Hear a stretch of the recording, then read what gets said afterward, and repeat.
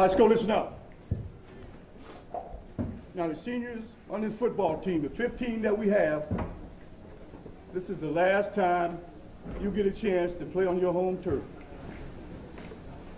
Now it's been a great run for some of you. But this is probably the most important game that we have to play up to this time.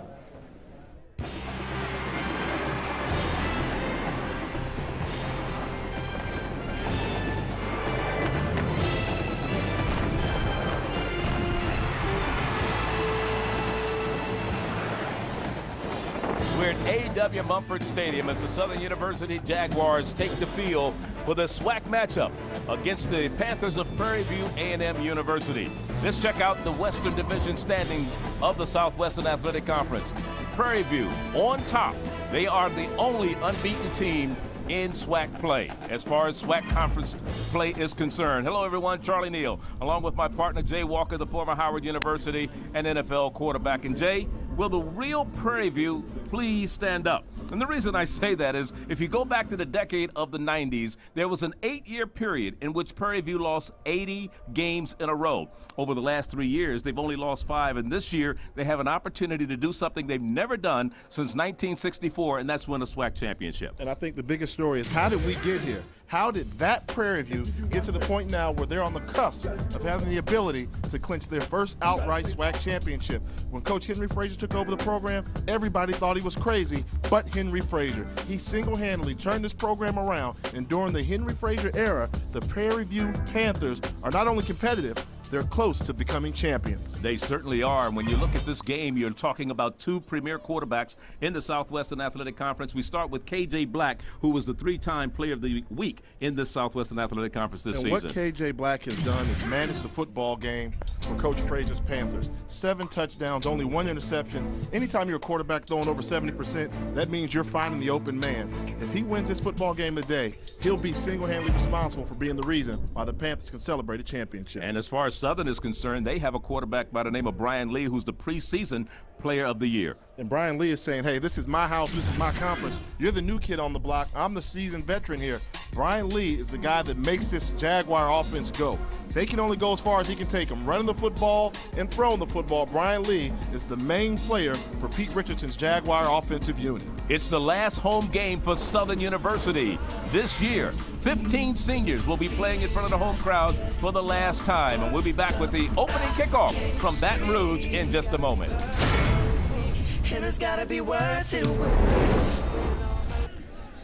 A.W. Mumford Stadium, Baton Rouge, Louisiana, SWAC matchup, and it's the Prairie View Panthers against the Jaguars of Southern University. Charlie Neal along with Jay Walker. Glad you could join us here. A rainy night here in Baton Rouge, Louisiana. Earlier, in fact, the storms came through maybe about an hour ago, and they just subsided a little while ago, so the field is a little muddy right now. Yeah, soggy playing conditions, and that's unfortunate for fans of football, but you got to think, hey, they're going to come out here and throw the football anyway. Be who you are. Don't allow the elements to take you out of your game. As far as tonight's lesson plan, will the Panthers be able to continue to regain their growl? And, of course, there's a new home for the Jaguars. We'll tell you about that. And at halftime, Jay against Charles. And we'll see how they made out last week. The buck stops here. Cushenberry and Richard Wilson deep to receive the kick from Fagard, and it goes off of the hands of Wilson's pads, off his pads, and out of the end zone. It'll be a touchback. So Southern University will get the ball to start this contest. First down and 10 at their own 20. As you look at Bryant Lee, sacked only 7 times so far this season. He's thrown the ball 184 times, 1,376 yards, 14 touchdowns, just 6 interceptions. Look at that hobby. You know, if you're going to have a hometown called, is that Butte or Butte? Bout, Louisiana? Butte. Butte. Your hobby should be fishing. It should be. I expect to see fishing. There it is, the handoff. First carry by Threat. And Threat out across the 20 to about the 21-yard line. Pete Richardson, the head coach of the Jaguars of Southern University, 17 years as their head coach. And let's look at their game plan, Jay. The first thing Coach Richardson said they have to do is they got to protect the football, whether they're running the football or throwing the football. He said this Prairie View defense is aggressive, and they like to get to the football, and when they try and pressure K.J. Black, they've got to have the ability to get to the quarterback. On the second down play, they throw the pass, and it's complete out in the near flat to Jamar Stewart, who's their leading receiver. And he gets the ball out to about the 27-yard line. We're to bring up a third down situation as he stopped by Anthony Beck right there on the immediately. And you look at the numbers on Jamar Stewart, some impressive numbers. This is his last home game. He's one of those seniors we talked about, one of the 15 on the Southern team. Third down now for the Jaguars. And a quarterback keeps the ball, runs straight ahead, but a flag goes down, and that was Holloman. Actually, Holloman is a reserve quarterback. They've kind of changed their offense a little bit, something like the Wildcat. They don't call it the Wildcat. They call it the Jaguar package.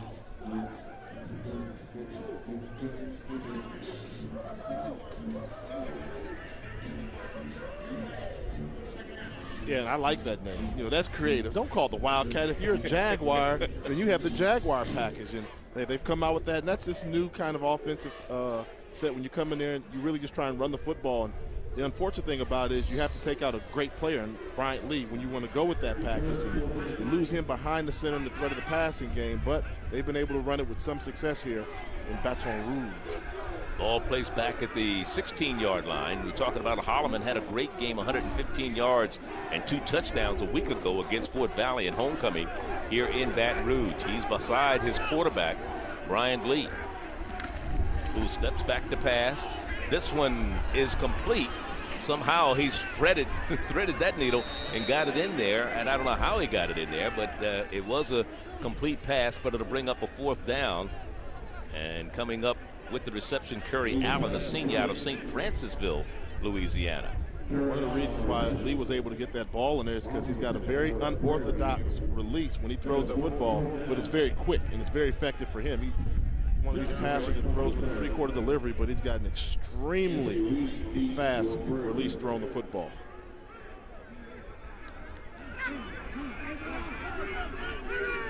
So punting situation. Prairie View, Anthony Whedon back to receive the punt, calls for the fair catch. The ball dies right shy of midfield. So not a long punt, just 26 yards for Southern University's Josh Duran, who does all of the kicking for the Jaguars. So now Prairie View gets the ball, 1st down and 10, and in good field position at the 49-yard line of Southern University. As you look at K.J. Black, for the last 3 weeks, he has been the SWAC Offensive Player of the Week. And he likes riding horses. And look where he's from. Well, of course. He's from Louisville, so he probably likes being around horses. That's just what he does. I thought it was Louisville. There you go, Louisville.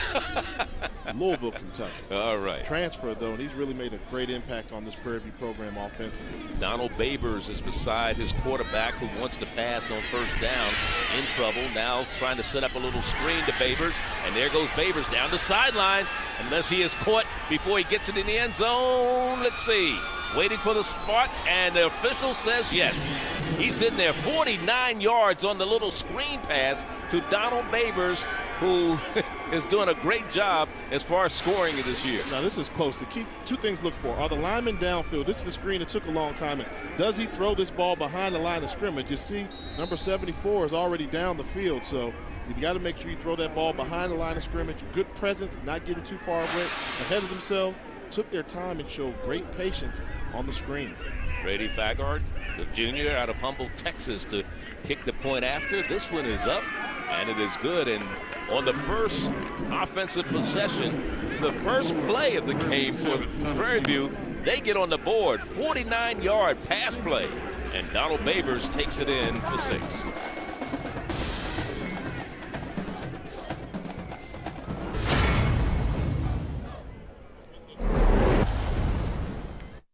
Years of culture and tradition have passed through the hands of those before us.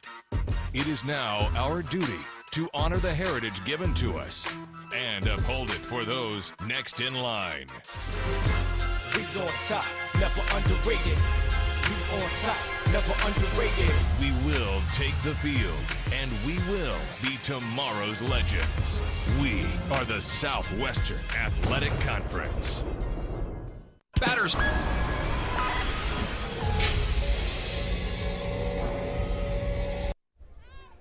One play, 49-yard screen pass. Donald Babers takes it into the end zone for 6. Take a look at number 90 here, the D tackle, Jordan Miller. You're taught as a defensive end or tackle, the moment you recognize screen, grab the running back. He's got the running back, he's got Babers, but then he lets him go. Once you let him go, clear sailing to the end zone for Jordan Babers. Good job of getting the head down, turning the speed with a quick shake, but one of the things you coach those defensive linemen, the moment you recognize it's a screen pass, you grab somebody, don't let them get the pass off. There was some concern whether he was behind the line when he caught the pass, and it was clearly shown that he was behind the line of scrimmage. As we get the second kickoff by Prairie View today, Richard Wilson rather on the return, and he has bounced down out of bounds right at about the 22-yard line, and the man who knocked him down was Lester Butler out of Baton Rouge, Louisiana. He plays for Prairie View. As you look at Henry Frazier III in his 6th season as the head man here, and the ironic story about Henry Frazier is he played quarterback at Bowie State University, and he played against Pete Richardson's coach, Winston-Salem team, as a quarterback for Bowie, and they won the CIAA championship the year and beat Pete Richardson's team. Yeah. But one thing that Pete's been able to say is that he's had his number as a coach. He sure has. So he's been doing it as a coach. And let's take a look at the game plan. What are the keys that Prairie View's going to have to do to get the victory today? Ignore history. You know, they're on the cusp of having the ability to knock off Grambling and Southern the same year for the first time in 35 years. And they've also got to have pocket protection, meaning they've got to protect K.J. Black and allow him to do the things he wants to do. Southern's going to be very aggressive on defense, throw some blitzes at him, try and rattle their quarterback. Well, let's see if the offensive line for Prairie View can protect their quarterback. Reed on the carry, and he gets the ball out to about the 28-yard line. They'll mark it right at the 27.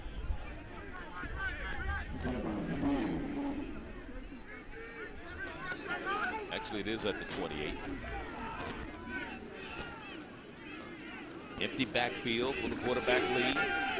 On 3rd down, looking down the sideline, has a man out there, had 2 people in the same area, and I think somebody probably ran the wrong pattern, because you look at Evans, he looked a little frustrated that the other receiver came over in his area. Yeah, when you have 2 wide receivers in the same spot, it's not a good thing. And Bryant holding on to that ball, and he couldn't wait for the wide receiver downfield to break away, and you see defensive lineman there, Devin Boyd, from the nose tackle position. That's a good thing as a defensive coordinator when you've got nose tackles, those interior defensive linemen getting pressure on the quarterback. So the second punt of the afternoon for Southern University. They've gone 3 and out their first 2 possessions. The last punt was only a 26-yarder. Let's see if Southern's Josh Duran can do a better job right now in the punting department. He's number 2 punter in the conference. And don't forget, you can see the future stars of football today on ESPNU as they deliver the Old Spice High School Showcase. And this Friday, it features a Golden State rivalry as the Foothill Falcons take on the Monte Vista Mustangs in the Old Spice High School Showcase, presented by the U.S. Marine Corps. ESPNU comes your way at 10 p.m. Eastern right here. And for more information, log on to ESPNU.com. So from their own 46-yard line this time, Prairie View goes to work. They struck quickly, 1 play, and they're in the end zone. Their second possession after 2 3 and outs by Southern University. Let's see what they come up with this time. Babers, who has the touchdown reception. Now he gets the carry this time, and he bounces to the outside, slipping tackles, and gets about 4 yards, but a penalty marker goes down on the far sideline. Offsides, I think it's going to be against Southern. Seemed as if the defensive tackle, Jordan Miller, was anxious to get there. Jordan Miller, you've got to calm down a little bit. You had a running back on the previous play. Offside. On the defense. Number 42, 5-yard penalty. Replay. First down. George is not out of breath today. We saw him in Pine Bluff, Arkansas. He was breathing hard. He's been in the gym since then, right?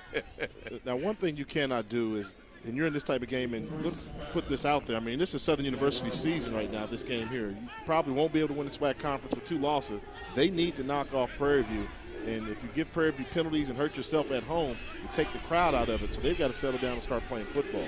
Black back to pass, near side pass complete to Babers, a yard gain, and that's about it before he's run out of bounds in front of the Southern University defense. As you look at the starters for Southern University at the top of your screen, Ted Jones, Jordan Miller across the front for them, along with Narcisse and Holloway, the linebackers, Ball, Clark, and Coleman.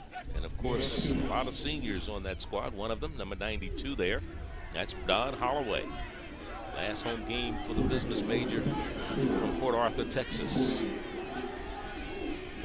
It is second down, rather. Here's a pitch to the right side to Babers. Babers cuts through, has a first down, bounces to the outside, still on his feet, spins, and is finally down at the 34, and another flag comes out. Wow, I haven't seen that play in a long time, Charlie. That was good old-fashioned sweep right. Green Bay Packers, Vince Lombardi, right? And they ran it to effect, very well. But I think it's going to come back because the Prairie View players are walking back. On the offense, number 89, 10 yards from the spot of the foul. Replay, second down. That's the split end. Sean Stevens, junior out of Houston's Walter Pye, guilty of the holding penalty.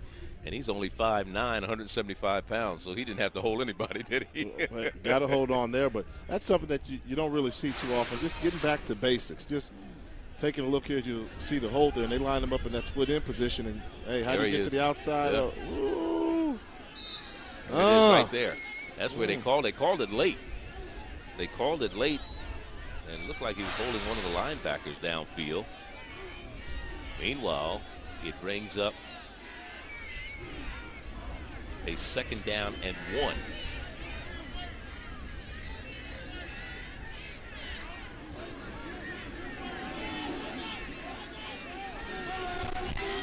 KJ again going up top, pulls it down, and is going to be sacked back to the 49-yard line. Coming up with the stop in the backfield was Don Holloway, big number 92. Yeah, they're going to bring pressure. What they're going to do is bring an outside blitz from both directions, and once they do that, you'll see Demetric Rogers has him initially, but he misses. He's swiping at the football instead of going to make the tackle. Fortunately for Southern University, Don Holloway was there and kept his pursuit of the quarterback going, but that's the theme here that's going to happen. This defense led by Terrence Graves, their defensive coordinator, they're going to bring pressure. He's just one of those guys that's known around the conference for bringing a pressure guy, does a good job with zone blitzes. So the offensive line for Prairie View will be challenged this evening. On third down, pass incomplete, bounces in the air, could have been intercepted almost. But the defensive back, there he is, number 42, on the ground for Southern University. Jeremy Ivory just could not get his body in position to pick that pass off. So the first punt of the afternoon for the Prairie View Panthers. Good job of responding to the challenge, and they took Prairie View's initial blow, and they stood in there on defense, held up, and now trying to see if they can possibly jumpstart their offense and maybe start to win the battlefield position. Good kick. And this one goes into the end zone. A 49-yard punt this time. 7-0 our score. 8:30 left first quarter here in Baton Rouge. Our next 7-0 our score here. Prairie View with the ball. Don't forget, later tonight, ESPNU serves, sets, and spikes coverage of women's college volleyball as the Fresno State Bulldogs take on the New Mexico State Aggies. Women's college volleyball on ESPNU tonight at 11 Eastern. And for more information, log on to ESPNU.com. Time for the spikes and the digs and the kills. Yeah. Work on the volleyball terminology. Watch out. First down and 10. Third possession for Southern University. They've been 3 and out their first 2. They get the ball at their own 20. Blitz coming from Prairie View, and the pass complete to Morris on the sideline. Make that Stewart, and he's still down the sideline. Jamaris Stewart, the senior from Estroma High here in Baton Rouge, the business management major. 2 catches tonight, 169 for his career before Anthony Beck made the stop. And whenever teams are going to blitz, you got to do 2 things. You got to get to the quarterback, and you must tackle. If they don't get to the quarterback, Lee's got a quick release, gets rid of the ball, and whenever there's a blitz, that means there's man-to-man coverage. If you make the first guy miss on his tackle, you can get a big play. 3 to the right side. That was the first first down gain by Southern on that 24-yard pass play to Jamar Stewart. Jamar Stewart is a special playmaker here. Talking to Coach Richardson, he thinks that Stewart is probably the best or one of the best wide receivers he's had here during his tenure. He produces some good wide receivers, and the NFL scouts really like his size, 6'3", 200 pounds, and can run. Look for him to be playing on Sundays next season. And there's a snap, and the quarterback wasn't ready for it. That is Bryant Lee, and finally they fall on the football. Thank goodness that number 3 was back there for Southern University to get the fall on the football. And that's one thing. Hawkins. That's something that can happen. You're going to run this Jaguar formation, and the center's not used to the voice that he's been used to hearing. He's been hearing Bryant Lee's voice for 3 years back there at the quarterback position. All of a sudden, different voice in there. You think you hear something that you don't hear, and the center snaps the ball early. That's Raymond Chinyoung. He's one of those seniors playing in his last home game. He led that offensive line that led the SWAC in total offense a year ago with a 422-yard per game average. It is 3rd down now and 27 to go. Lee throws over the middle, has it complete. Still on his feet, trying to dance out of trouble is Warren Matthews, a senior out of New Orleans, Louisiana. Redshirt senior. He's a converted quarterback, but it's going to bring up another punting situation. So after a good 24-yard gain to Stewart, they lose the ball on a bad snap, an inattentive play by Holloman, and now they're punting once again. That was very unfortunate. They couldn't overcome that debacle, and I don't know how many other offenses can pick up 3rd and plus 28, 30 yards to go. So for Southern, once again, you're putting your defense on the spot, and your special teams has to come through. Keep your offense in this game until they can jumpstart and get going. Anthony Whedon out of Stafford, Texas, back to receive this punt from Joshua Duran. Pretty good one. Whedon feels it at the 33-yard line, trying to dance around on the muddy field, and is going to be dropped just shy of the 40-yard line at the 39. They're going to mark it at the 40. 6:02 is the time remaining here in this SWAC matchup from Baton Rouge, Louisiana. You're watching Thursday night primetime college football on the U. Henry Frazier's Prairie View Panthers with a 7-0 lead, and Jay, he has the 4th best winning percentage of any coach right now in the SWAC. And look at the way he's managed to get it done. You know, didn't come in and change the world overnight and go 10-1, have one of those great starts and then fizzle. Steady climb, steady progress, and we're in 2009. He's already got 4 victories. In years past, 4 wins at Prairie View would have been considered a good season. Right. Now, no. After going 9-1, the expectation level has been raised, and the hardest part about expectations is meeting those expectations, and it seems like this year they may be able to do that. Here we go with the running game again, and they keep the ball on the ground. That is Prairie View. Babers on the carry, and you talk about them going 9-1 a year ago, and him being having the 4th best winning percentage. Let's look at this run again by Babers. Look at the big fella pulling. Joe Marcali, 6'1", 320 pounds there, the left guard. You'll see him coming. What do you do if you're a defensive back? Get out the way and just man up and eat it. He's coming. There's nothing you can do. 4-yard gain on the last running play. 2nd and 6 for Prairie View. KJ stands in there, throws, has a bullet, and it's complete all the way down to about the 40-yard line. And coming up with a flag again, that's Anthony Whedon on the reception, and Frazier not happy. Shot block. Number 50 on the offense. 15 yards to go from the previous block. Replay. 2nd down. Stoney Owens, the center out of El Paso, Texas. A redshirt junior. There he is. Number 50. And you're talking about Frazier being the 4th best winning percentage. Who's number 1 right now? At Prairie View? No, winning percentage in the SWAC. Oh, coaches. Oh, wow. Broadway. You're right. Rob Broadway. Yeah. With Pete Richardson 2nd in winning percentage, but he's been there longer. So when you look at what these 2 coaches, Broadway and Frazier, has done in a short period of time, that's saying a lot. Yes, it is. And, the unfortunate thing is they're on the same side of the division. Yeah. in the SWAC, so they're on that SWAC west side of the ledger. As Babers cannot get going as the Southern defense stiffens that time, and it'll bring up a 3rd down and long. And Jordan Miller leading the charge on the defensive side of the ball for the Jaguars.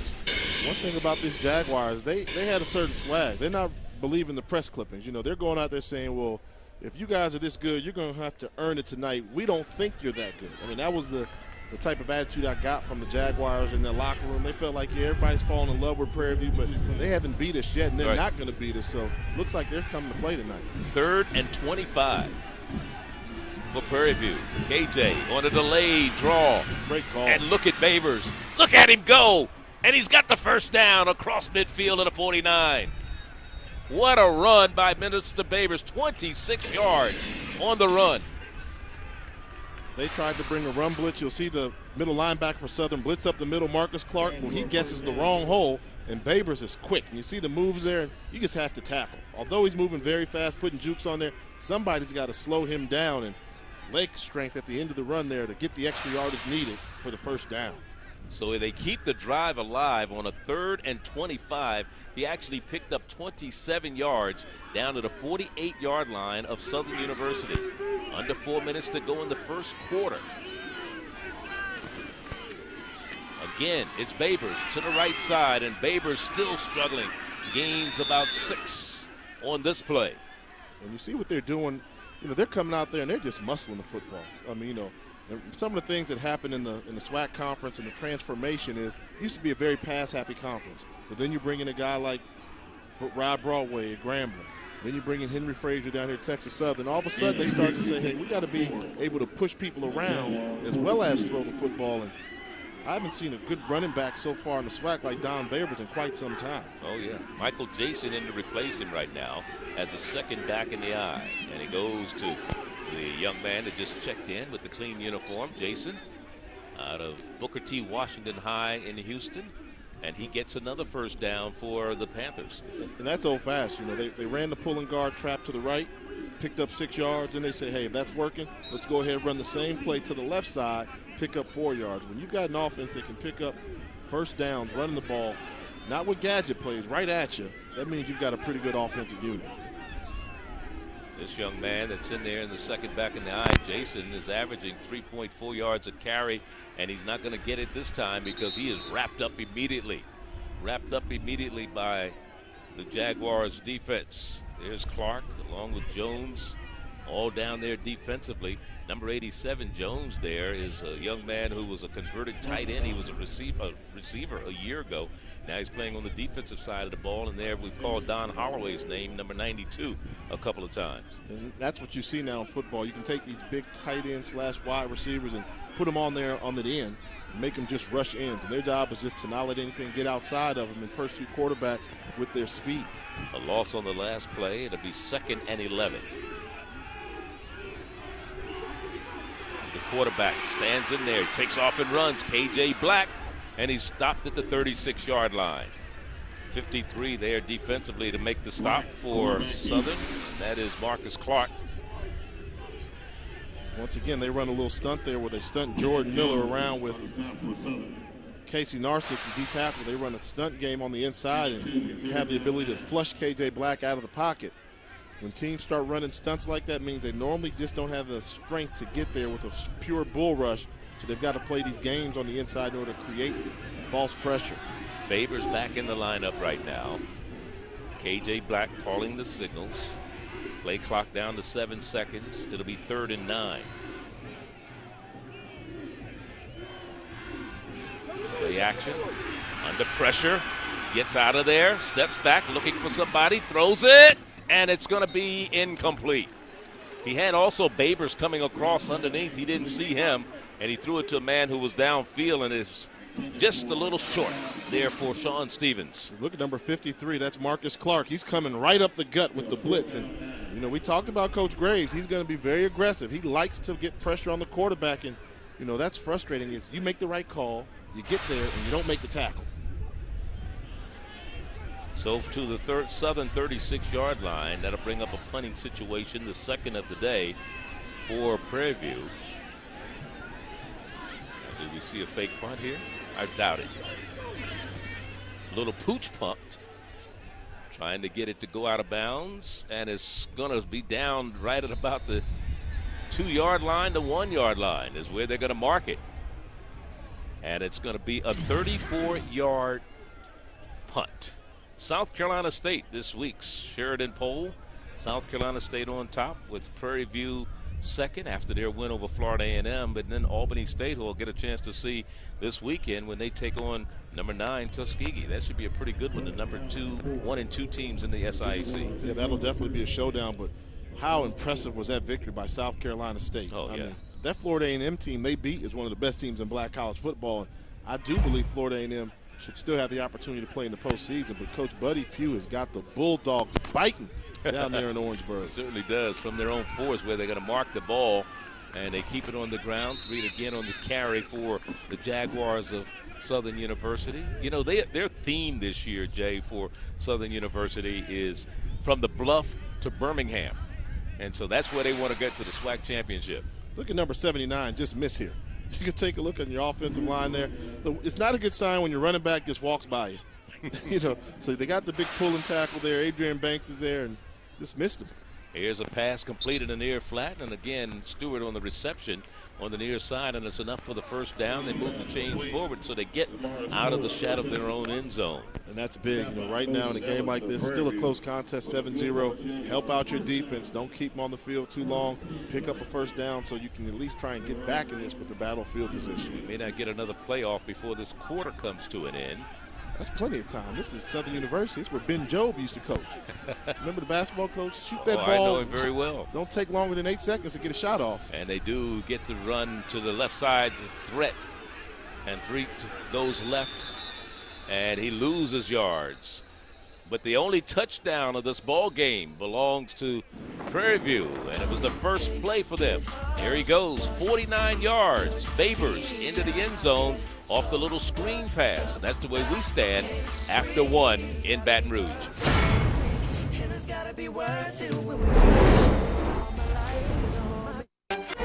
As we start the second quarter in Baton Rouge for the SWAC matchup, I'm Charlie Neal along with my partner Jay Walker. Glad you could join us for Thursday night primetime college football. Southern University with the ball. They're facing a 2nd and 14. Right now, Bryant Lee going back to pass, and this ball is incomplete off the hands of Matthews. Warren Matthews, the tight end. That's one where you got to get that ball down in the gut of the tight end. When you're throwing the ball to running backs and tight ends, you like to stick it close to them. Don't make them stretch out. That's one that Bryant Lee wishes he could have back. This Jaguar team ranked 6th in the Sheridan poll, 0 for 3 in third down conversions so far tonight. Southern University, who came into the game 43% on third down conversions.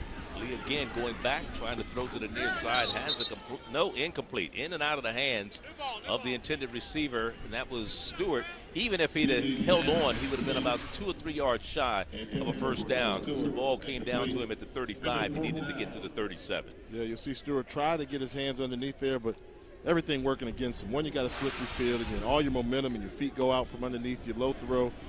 Just can't get it going. One thing that Coach Richardson said was he wasn't really afraid of the rain. He said, hey, we can throw it in all types of conditions, but thus far, the Jaguar offense has sputtered in this slop down there on the field. 4th punt for Duran, close to being blocked, not a good kick. And it goes out of bounds. Great field position for Prairie View as it goes out of bounds at about the 38-yard line. And look at the Saturday schedule on the U right now. UConn will be playing West Virginia, the number 23 team. Louisville is at number 5, Cincinnati. Vanderbilt at South Carolina, number 24. And then we'll close out the night out on the West Coast with Fresno State, or Fresno at New Mexico State. And one of the key things I think everybody's got to feel for the UConn football team. You lose one of your teammates, and you feel for the coaches, you feel for the parents with Jazz Howard no longer being there. They're going to honor them, and Bill Stewart's doing a great job at West Virginia, while West Virginia's going to honor his memory as well. And you just don't sign up for that as a football coach, having to deliver news like that to a parent. As a parent, you send your young man off to school thinking you've done your job, and stuff like that happens, unfortunately. Unfortunately, it does. First down and 10 run. Babers back to the line of scrimmage, and that's about it. It'll be 2nd down.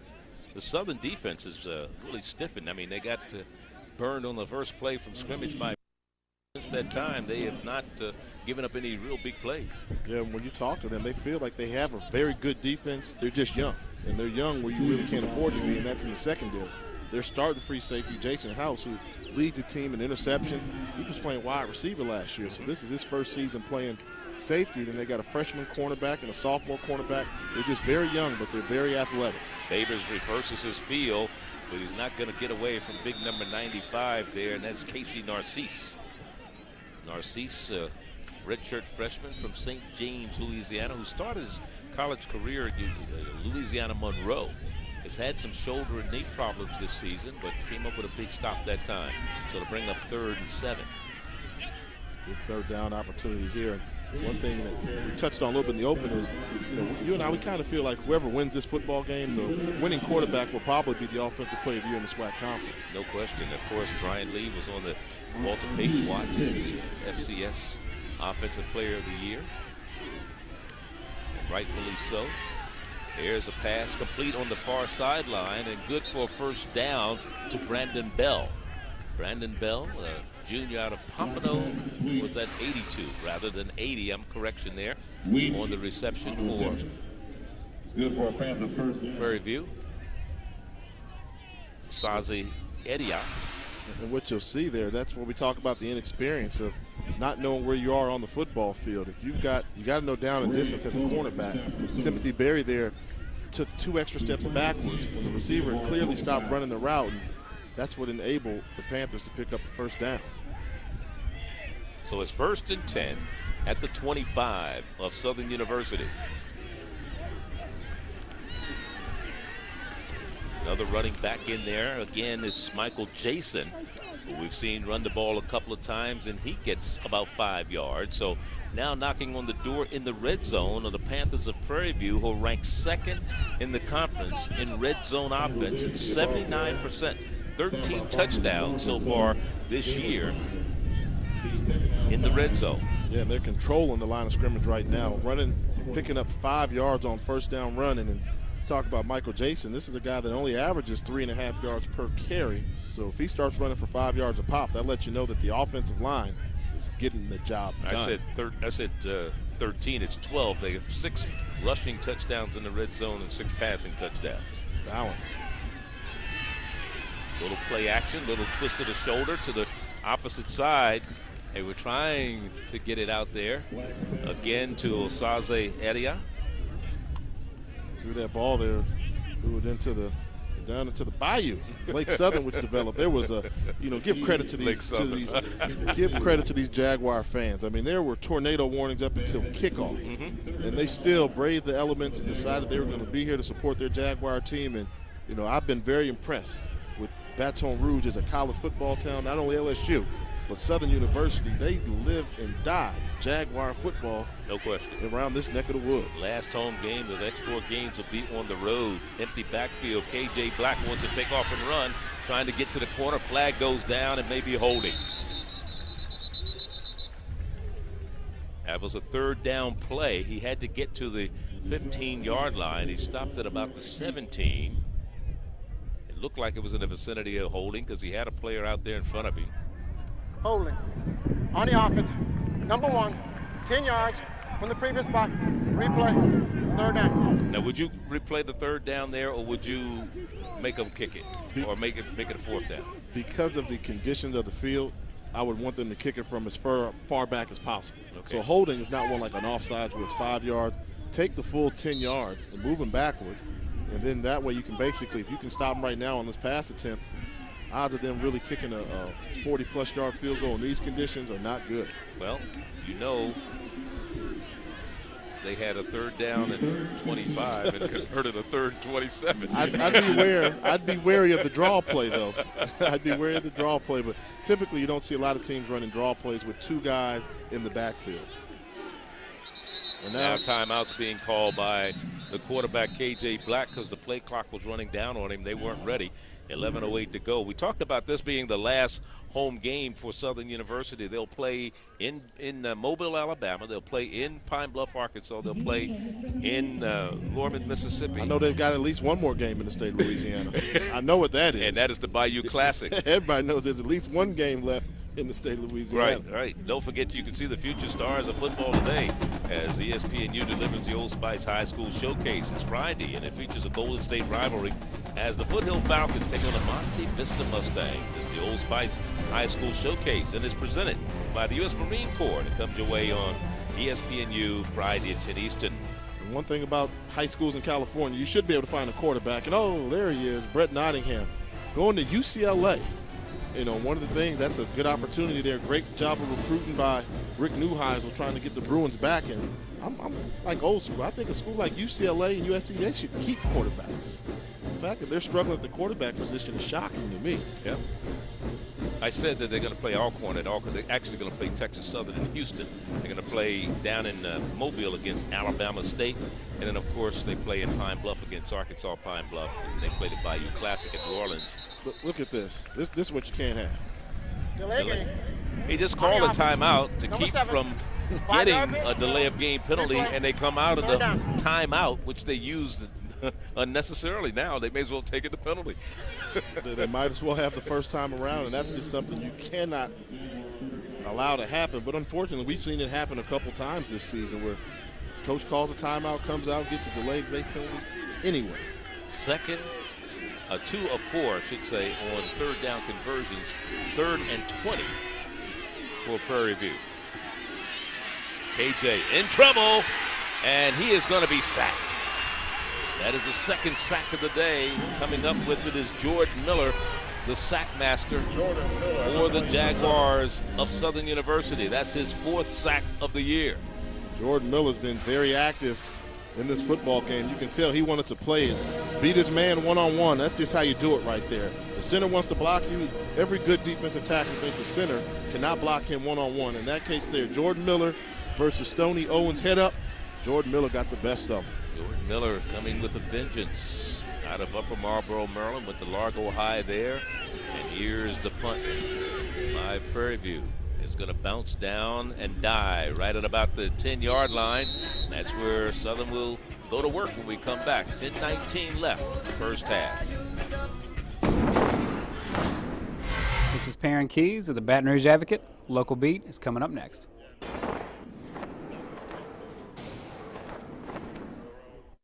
What hovers that flies right before your eyes?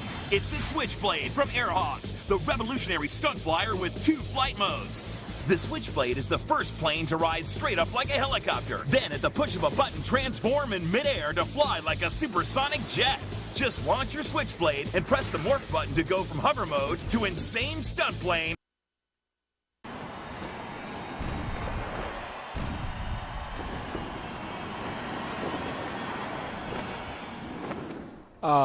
Bryant Lee is a 5th-year senior. He's the best quarterback in the SWAC, certainly statistically.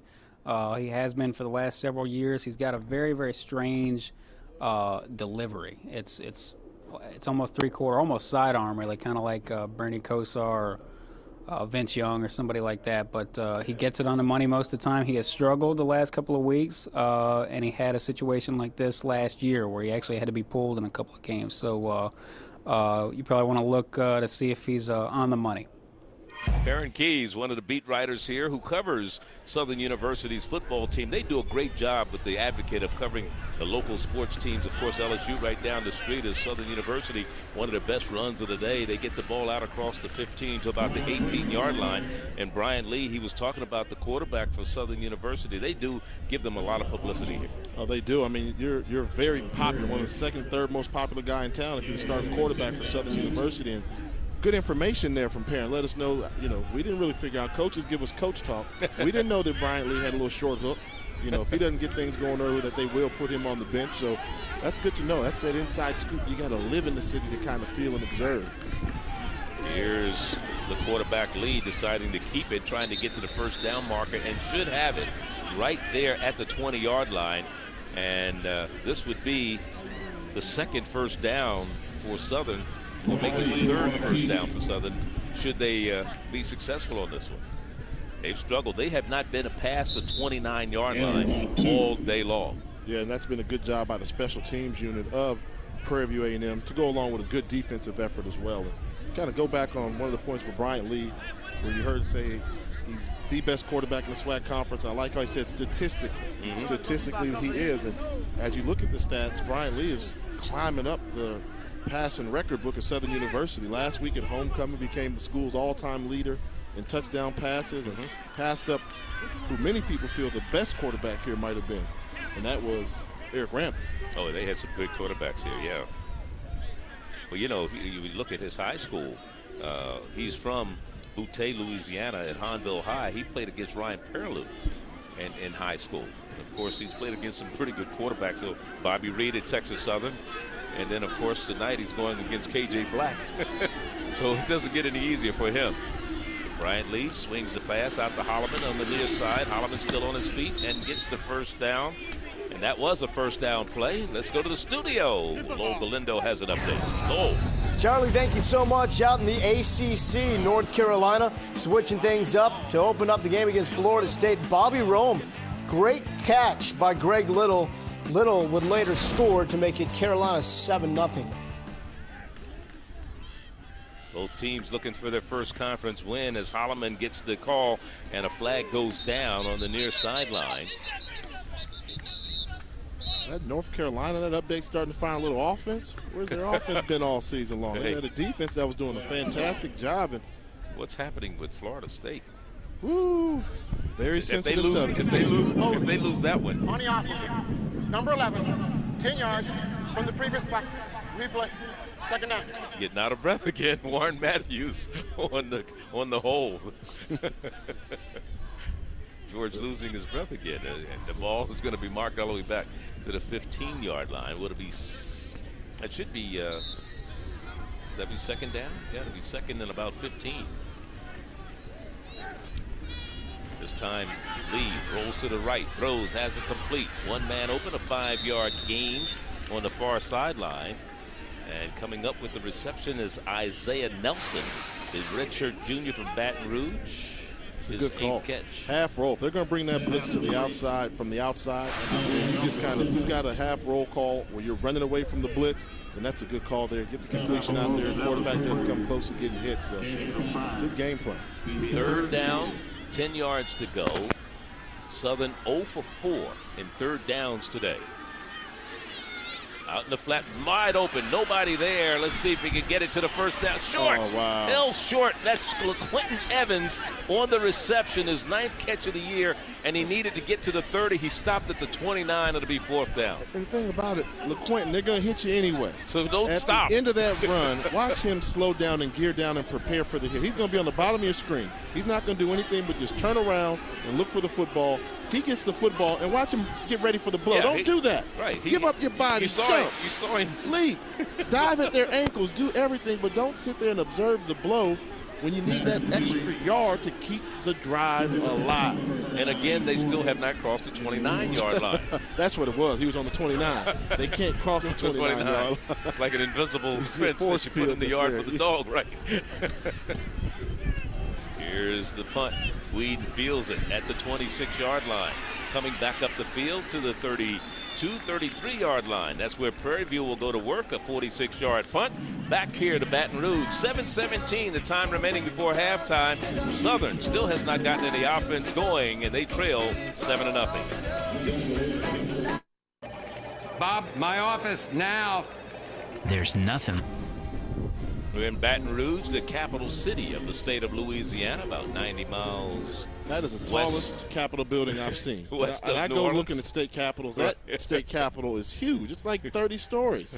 It just sits on a big mountain. There's a flag down on the first down run by Prairie View. You're talking about Henry Frazier and the success he's had here.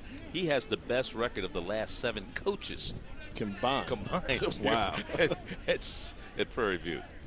The last 7 coaches. Eagles, formation, on the offense, number 51, lined up in the backfield, 5-yard pin, replay, first down. That's Jermaine Bluford, a senior out of Fort Smith, Arkansas, transfer from Compton Junior College. And there you look at the Babers, touchdown catch, 49 yards. 18 plays since, only 61 for Prairie View. Both defensive have tightened up.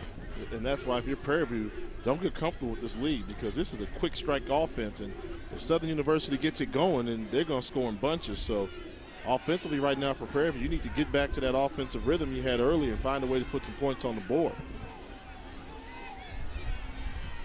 Incomplete. Trying to go across the middle to Marion Allen, the tight end for KJ Black. And like you said, some pretty good defense being played there. Yeah, the outside linebacker, Corey Ray there. You know, anytime you get an outside linebacker that can jump a route, that means he read the scouting report or the tight end did not sell the route enough. And in that case there, I think it was Corey Ray read the scouting report, knew where the quarterback was going with the ball before he even hiked it. And here's a draw play again with Babers, and Babers gets to the 30-yard line, only 3-yard gain, and he's bopped down immediately by Narcisse. There he is, big number 95, Casey Narcisse, out of St. James, Louisiana, redshirt freshman. And that's all you want. When you get the guys that big, you just want redshirt freshman that big. Wow, these kids are getting bigger and bigger, but just stuff the middle. Oh, that should have been a pick. That was a pick six all the way to the house. It was Rogers who had an opportunity to go all the way. You know they're scouting you. You had an outside linebacker jump a route before, and look at Demetric Rogers. He's going to jump this route. He's going. It's in his hands. That would have been a touchdown there, but that lets you know that the defense has done a good job in scouting this Prairie View offense, and they're right with them step for step right now. So they're punting again for the fourth straight time after opening the game with a touchdown on their first possession. That is Prairie View, the Panthers, and what has become a defensive battle, and Pedro Ventura will punt it away. Low snap, he just managed to get this one off. And the catch made and dropped immediately at about the 32-yard line is Charles Hawkins after a 37-yard punt. When we come back, we'll be talking to Dewar Sharp, the commissioner of the SWAC. And look at it. We'll have that more coming up at halftime. Jay against Charles. Jay's still doing pretty good against Charles. Charles, he's going to have to get on the stick. And right now we're in the first half of play here. We're joined by the commissioner of the Southwestern Athletic Conference, Dewar Sharp. And Dewar, let me first of all start out by saying this is a great game. First of all, in terms of this being the big game of the year as far as the SWAC is concerned, and we're going to talk a little bit more about that as we look at Bryant Lee carry the ball, goes around left sides, get good yards and out of bounds. This is the best field position at midfield that Southern has had today. But, you know, what a way to have the best game of the year so far in the SWAC on national TV tonight. Well, I agree with you, but I think our teams have done an outstanding job along with our coaches and the student athletes. So as we continue to get better, we'll have more nights like this. Well, one of the things I know you are doing is you're experimenting tonight with instant replay. We know we're not using it in terms of determining outcomes of plays, but you're getting ready for the SWAC championship. Right. And I think that's just it's a dry run, test run for us. And I think our TAs and Harold Mitchell are doing an excellent job.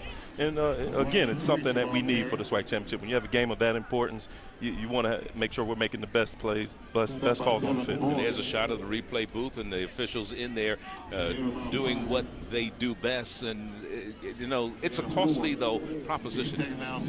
Yeah, it is. But, you know, just make sure we're getting the calls correct. And again, we're working with the championship. It's definitely something that we want to bring into existence in the SWAC. And so far, we're doing a great job with it. I think that one of the things that I'm curious about is what good is it for the conference when you start to get the balance? You know, for so many years, the SWAC conference on the western side was only Grambling and Southern. Right. Then you get some balance in there. And then on the other side, it was basically the Alabama schools and Jack State. As a commissioner, you must be very proud when you start to see the balance in other schools participating in football on this level. Well, you always talk about parity, and you talk about your Prairie Views, you talk about all corns in the East now. So, again, it just raises the level of competition in the conference. So we're very excited about that. Now let's be honest now. I mean, Prairie View, did you think it would be – I'm still shocked. I still have to say it. Did you think that Prairie View would be in the position they are this fast with the success they're having?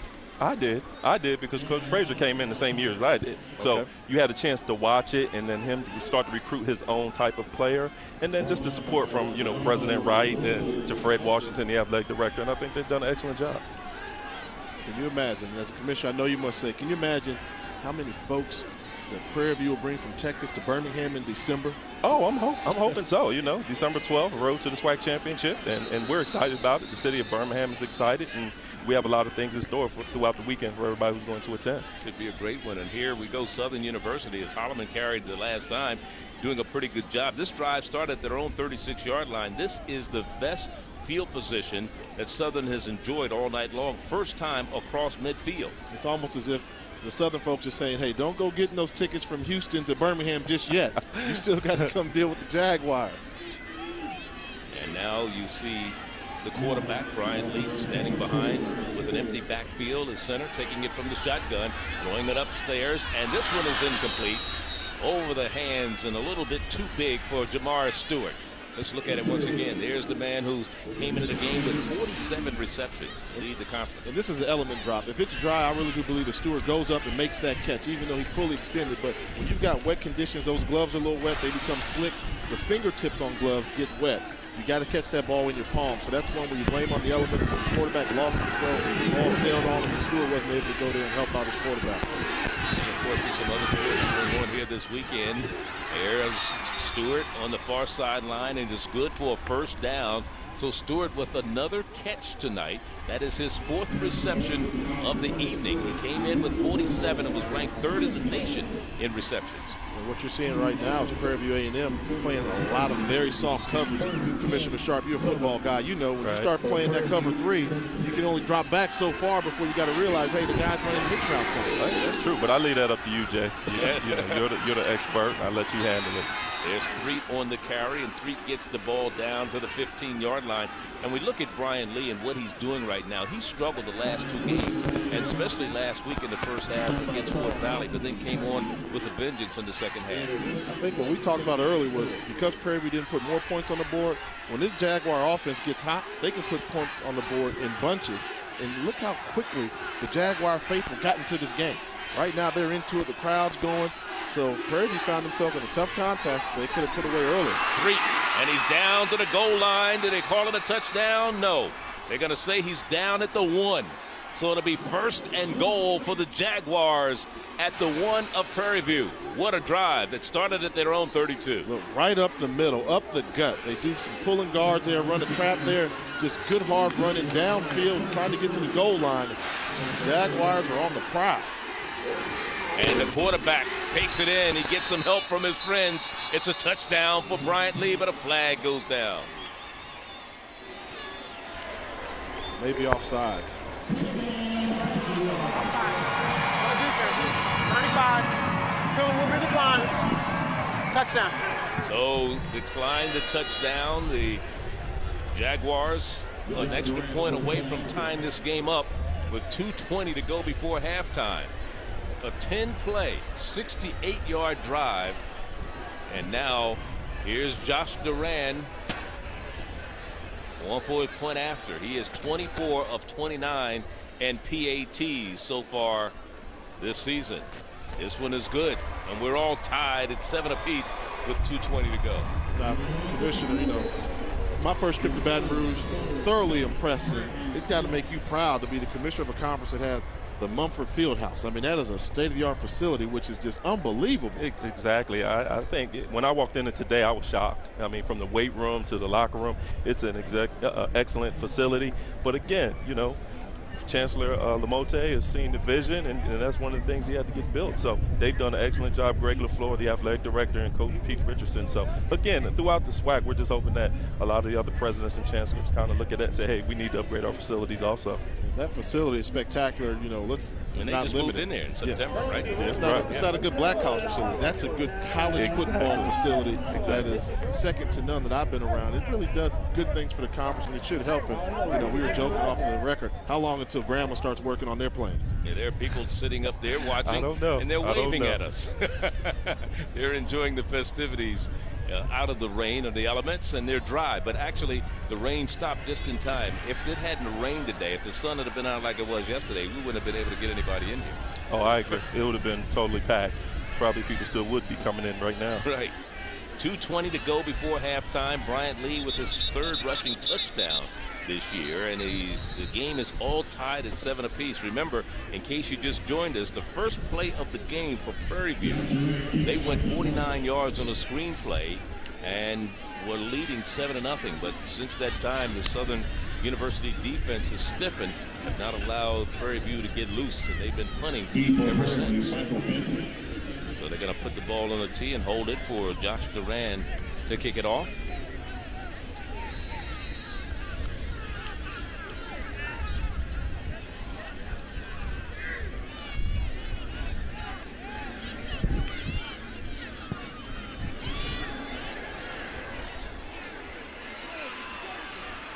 Fontenot on the return. Look at this. Watch out now. And he is all the way out to the midfield stripe. Fontenot, Joe Fontenot, who's averaging just a 5.5 yards per kickoff return. Well, he messed up his average that time, didn't he? Look at him set up the run like he's going to go, and he's actually just telling you where he's running. That hole was that big, and he found a crease. And how often do we see a team gets right back in the game on offense, and then the special teams let them down? Now Prairie View has great field position to start their drive. At midfield. And with 2 minutes to go before the half, I mean, kick the ball deep, make them use their full 2-minute offense. Now you're talking about running a 2-minute offense in the college football game from midfield. You can run your whole playbook. Time is not an issue. After this play, we're going to check in with Lowell Galindo in the studio. I want to thank Dewey Sharp for joining us here in the booth, and much success the rest of the season as far as the SWAC is concerned. There's a pass complete on the far sideline. Let's go to the studio for an update. We'll be back here in a moment. Lowell, what's happening? Well, hey, we know that. America knows better. Here's a little swing pass out in the near side, and a good run for about 9 yards after the reception on this near side. And coming up with it is Michael Benson, the senior out of West Texas City, Texas. Barry Chapman, who back in the lineup for Southern University defensively, did not play last week because of an ankle injury against Mississippi Valley, made the stop. 3rd down and 1. And now a timeout's being called. Henry Frazier wants to talk things over. He's going to call a timeout. Yeah, very important right now. If you have an opportunity to sneak some points on the board at the end of a half, that's what you do to pad your lead up. Well, let's talking about points. You got 1 or 2 points on Charles, don't you? Charlie, I mean, I figured you know, you and I were together all the time, so we had to bring in the rest of the world to let them know the football knowledge and IQ and expertise that I bring to the table. 26-point lead? Next. I'm on to the next one. I'm looking for America. Right now, I'm ranked in the top 9% in America, not Louisiana, why not the top Maryland. 5? Why not the top 5? Long season. I'll be there. I will get there. I will get there. See, I went to America's Black College, and I'm going to be America's champion at this. Now I heard that our coordinating producer, JV, may have you beat. He knew the rules. He was the one that explained the game to me, and he explained how you do it, and then I figured out how to play. It's just like being a football player. You know, the coach gives you the playbook, and you have to learn to run his plays. Well, I'm running his plays, and I'm getting it done. Here's Babers into the gut of the defense. Not much running room there as he's brought down immediately.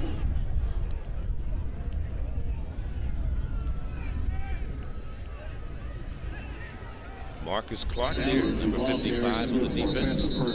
So they do get the 1st down. That's all they wanted. And now you look at the timeouts remaining. Prairie View just has 1 left. You can tell how many timeouts each team has. You look right under the team's name. The one that's lit up under Prairie View. 3, Southern has all 3 of theirs remaining. And that's so important on a 2-minute type offense drive. The most important thing you have is the first down. Once you get that first down, then you start to gain some momentum and you have the ability to move the ball downfield a little bit easier. KJ with time.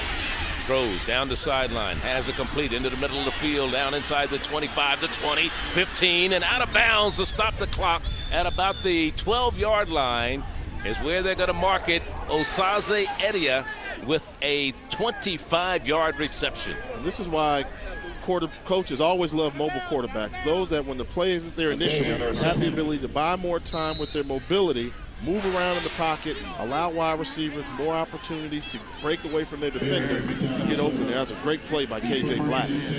69-yard reception for Osaze Edia against Mississippi Valley last week. It's 1st and goal at the 11-yard line.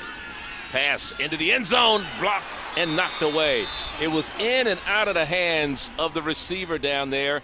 And coming up with the defensive play was Demetric Rogers. Rogers has been very active in this ball game. We've called his name on a couple of plays there. That was a pretty good throw there, but it was just a better defensive play by Demetric Rogers. Whedon had it in his hands but couldn't hold on there as Rogers delivered the blow defensively. And now Southern will use one of its 3 remaining timeouts. 53 seconds is the time remaining before halftime. You know, we're talking about the Southeast Conference headlines. We are in Baton Rouge. We do have to talk SEC I mean, football. Auburn will be in here on Saturday, right? Bama leapfrogs the Gators in the TCU. That's a big game, and they'll be playing their number 8. They'll be at BYU. It's going to be a very tough one. Under pressure, avoiding the sack. Got to let it go, and he throws it beyond the line of scrimmage, and it's incomplete. Boy, the defensive coach is a little upset with number 53 there because they let him get out of the grasp. This has been a recurring theme there, and that's the 2nd time tonight that Marcus Clark has been called. His number's been called blitz right up the middle, and if you can't bring down the quarterback, then your teammates are going to start to talk about you. For Marcus Clark, you got to figure out a way to wrap him up. You're getting there, or maybe we're just not giving KJ Black enough credit for being a good athlete with superior lower body strength. Clark needs to go to that new weight room, huh? Exactly. It is 3rd down and 10 to go. They can get a 1st down without scoring. They're bringing the blitz. We better get rid of this ball quickly. And he does. Into the end zone, fade incomplete. Over the outstretched hands of Osaze Edia. He was out there.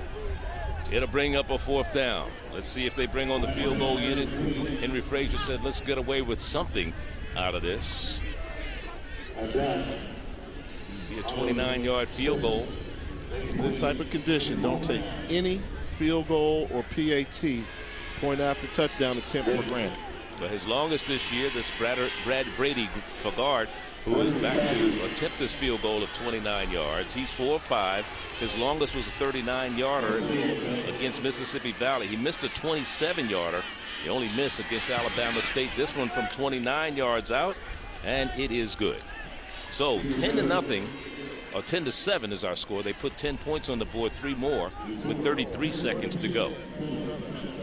And that's what they needed. We knew they needed something. They had controlled the football for too long and won the battlefield position, where had they gone into halftime tied, not only putting up 7 points, that would have been considered a very disappointing first half. But this became a very close contest, and Southern University scored, and a good team finds a way to answer the challenge. Give credit for Prairie View A&M for answering the challenge and putting some points on the board before we go into halftime. And that was set up by the good kickoff return. They put the ball at midfield, and then they come out with the field goal of 29 yards. If you're going to go after a championship, you got to win offense, defense, and we always say it, special teams, and more special teams. So this field goal comes with 33 seconds left in the half, and it's 10-7 in favor of Prairie View. As you look at Ventura, puts the ball on the tee. Pedro Ventura, Jr. out of Houston, Texas. Let's see what Southern can do as far as returning this kick and getting them some good field position before halftime. They squib it along the ground and look, trying to get to the outside and run out of bounds in front of the Southern University bench. On the return for Southern University was Jamal Titus. As you look at Henry Frazier, they beat Grambling. They beat Grambling, and if they could beat Southern, that's twice in the same year.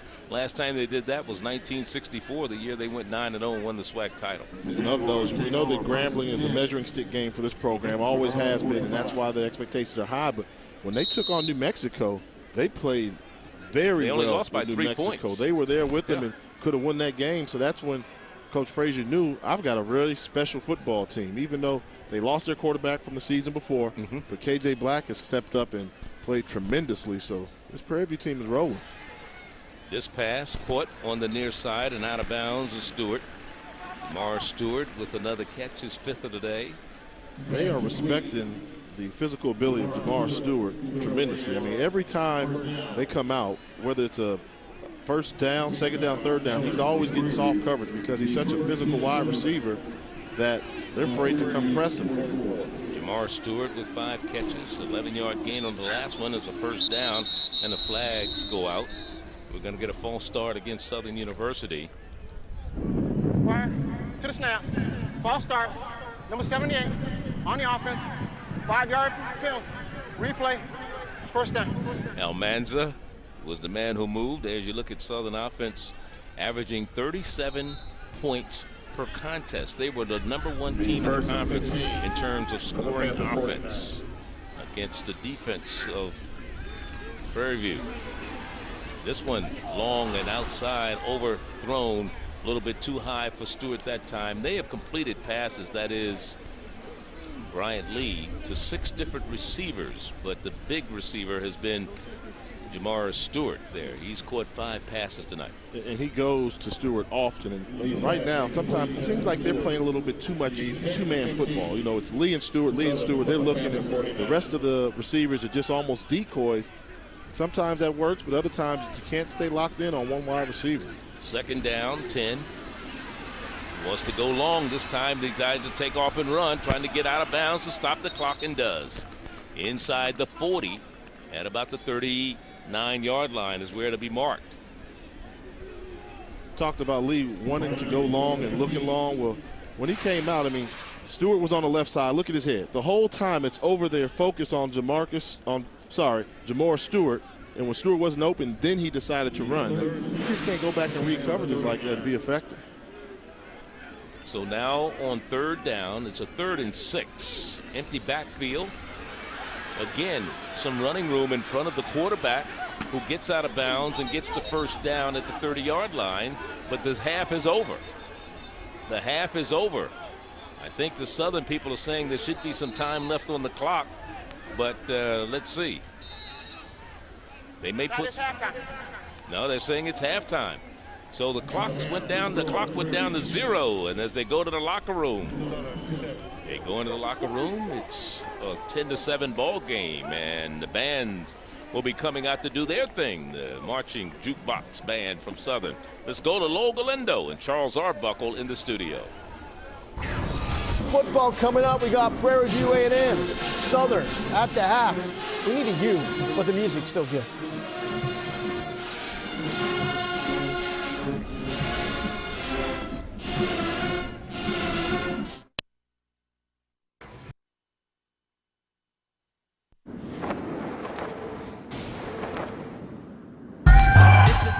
Between winning and losing, no second place trophies, either you winning or losing. Proof is in the pudding, which side is you choosing? Leave it on the field, no time for confusion. No rest for the weary, no room for the weak. Survival of the fittest when it's time to compete. Every minute, every hour, every day of every week, we all steady aiming for the top of the heap. And y'all ain't stopping me. We're at halftime as we get ready to start the 3rd quarter here in our Thursday night primetime college football contest from Baton Rouge, Louisiana. We look at the quarterback stat for the first half. You look at K.J. Black, what he's done, 6 of 14, 95 yards, a touchdown. That was the first play of the game, 49 yards to Babers, while Bryant Lee, 10 of 15, 6 different receivers he's thrown to. His biggest receiver, of course, Jamar Stewart, has caught 5 of those passes. Yeah, right now Black has got the lead, so you've got to give him the advantage. But when you've got so much riding on this one, you know, postseason accolades, offensive player of the year, which one of these guys in the second half is going to step up and lead their team to victory and come claim this trophy? Prairie View will get the ball to start the second half. They won the opening toss and deferred and decided they would take the ball to start the second half. And here's a good run to the outside and down the near sidelines for Southern University. And let's look at what Babers did in the first half as you look at that return by Michael Benson. And that's what will happen sometimes. You come in expecting the quarterbacks to really be the dominant performer. Then you get a running back in there that's going to be a great player and supporting cast, and that's what happened for K.J. Black. Donald Babers did a fantastic job of rushing the football. You saw what he did on the screen pass. So thus far, offensive MVP to me seems to be Donald Babers from Prairie View A&M. And they get the ball to start the second half at their own 40-yard line. A team that was picked to finish third in the West in the preseason poll. Southern was picked to finish second behind Grambling. And right now, Prairie View on top, followed by Pine Bluff, Grambling, and now Southern. Here's a screen pass to Babers. This is the one that scored on the first play of the ball game. And here they go again with the screen pass to the right side. But a good play defensively on the far side, not letting him get away. Jeremy Ivory there. Yeah, you'll see this play here. This could have been a hold called on Prairie View as well. This one was not as blocked with the execution quite as well. And once again, you got another missed tackle there by Marcus Clark. He's got to start making those tackles there. The hold that came in there right there at the end, but this time, good team defense. Let me give credit to Marcus Clark. He missed him the first time, but then he came back around and brought him down the second time. 2nd and 2.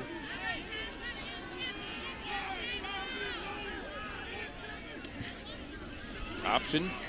And here the quarterback, K.J. Black, trying to get to midfield and real close to the first down marker. Depends on the spot. They'll either have a 3rd down in inches or a 1st down. We'll see. Wouldn't be surprised if you saw them go back to run that option play there. The key when you've got a team trying to run a little sprint option is having a guy in man on the line of scrimmage that you can option off of. And in that case there, they had the safety there, Gary Chapman, the option off of. They do that again, they make it a bigger play. If you look at the 3rd down conversions for Prairie View tonight, and that's what they're facing, 3rd and inches. They have to get right to the midfield stripe for 1st down. They're a little bit shy of that right now. Babers the lone setback behind the quarterback, Black. And Babers will not get it. Black is going to try to keep it. I don't think he got it. And he stopped there. Big number 57 was there defensively for the Jaguars of Southern University, and that's Corey Ray. You know, you anticipate a quarterback sneak, you crowd the line of scrimmage, and they tried to cut his legs, and he dove over the pile, was able to pull back C.J. Black and K.J. Black, pardon me, and he may be a little bit short. I don't think he made it because I don't see where that ball moved any further than it was before. There you're looking at Corey Ray, redshirt sophomore from Clinton, Mississippi. Was redshirted last year because of a shoulder injury, civil engineering major, and he may have stopped them short.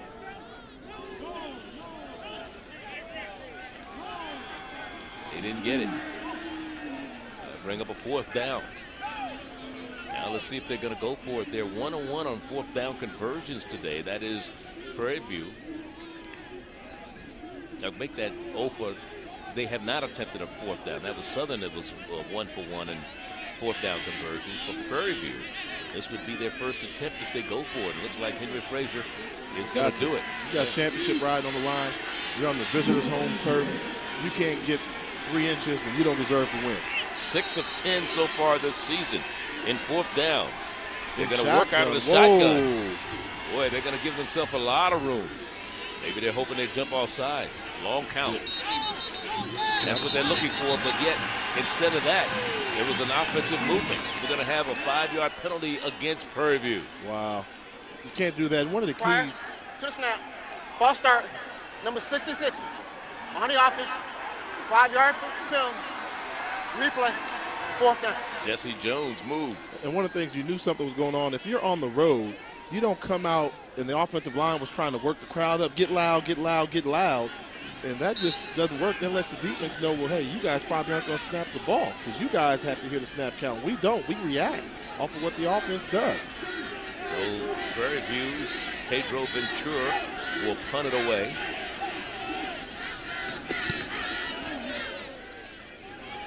Hawkins, the man down to receive it for Southern, hoping it goes into the end zone, and does it.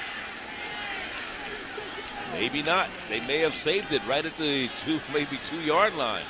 Boy, that was close, wasn't it? I thought he slid into the end zone and had his legs on the goal line when he secured that ball. There you see Garland Harris, was the man down there as Hawkins let it go. Which was a mistake, and then you see him come there. And where's that goal line? Look, you see him move back because his leg was on the goal line. But the ball never went across. But the ball never went across. But if his body is up in the end zone, well, that ball's on the line. That should be a touchback. That would be possibly a reviewable play, and that's where I'm sure they're testing the instant replay type of situation here tonight. That's a huge call. It is a huge call. So Southern backed up at their own 1-yard line, trying to get a little breathing room there with Bryant Lee carrying the ball.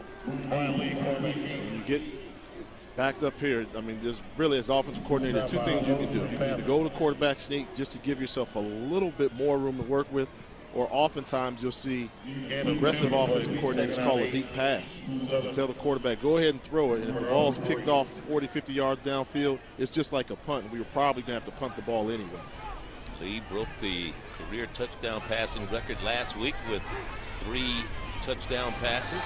Here he's trying to throw out of the end zone, in trouble, and this one almost picked off. He just about got that one away. He was really being chased back there. Big number 90. That's Quentin Spears, the junior out of Montgomery, Texas. Yeah, and that's the pressure there, just getting to him on a rollout. Good job by the defensive end of having the speed to run with Bryant Lee. And Lee's not a slow quarterback, so the big fella did a good job of continuing his pursuit. Preseason all first team SWAC selection on Quentin Spears. You see the numbers for him this year. A sack. Last year he was second team all conference with 10 tackles for losses. So it's a 3rd down and 8 for Southern University right now.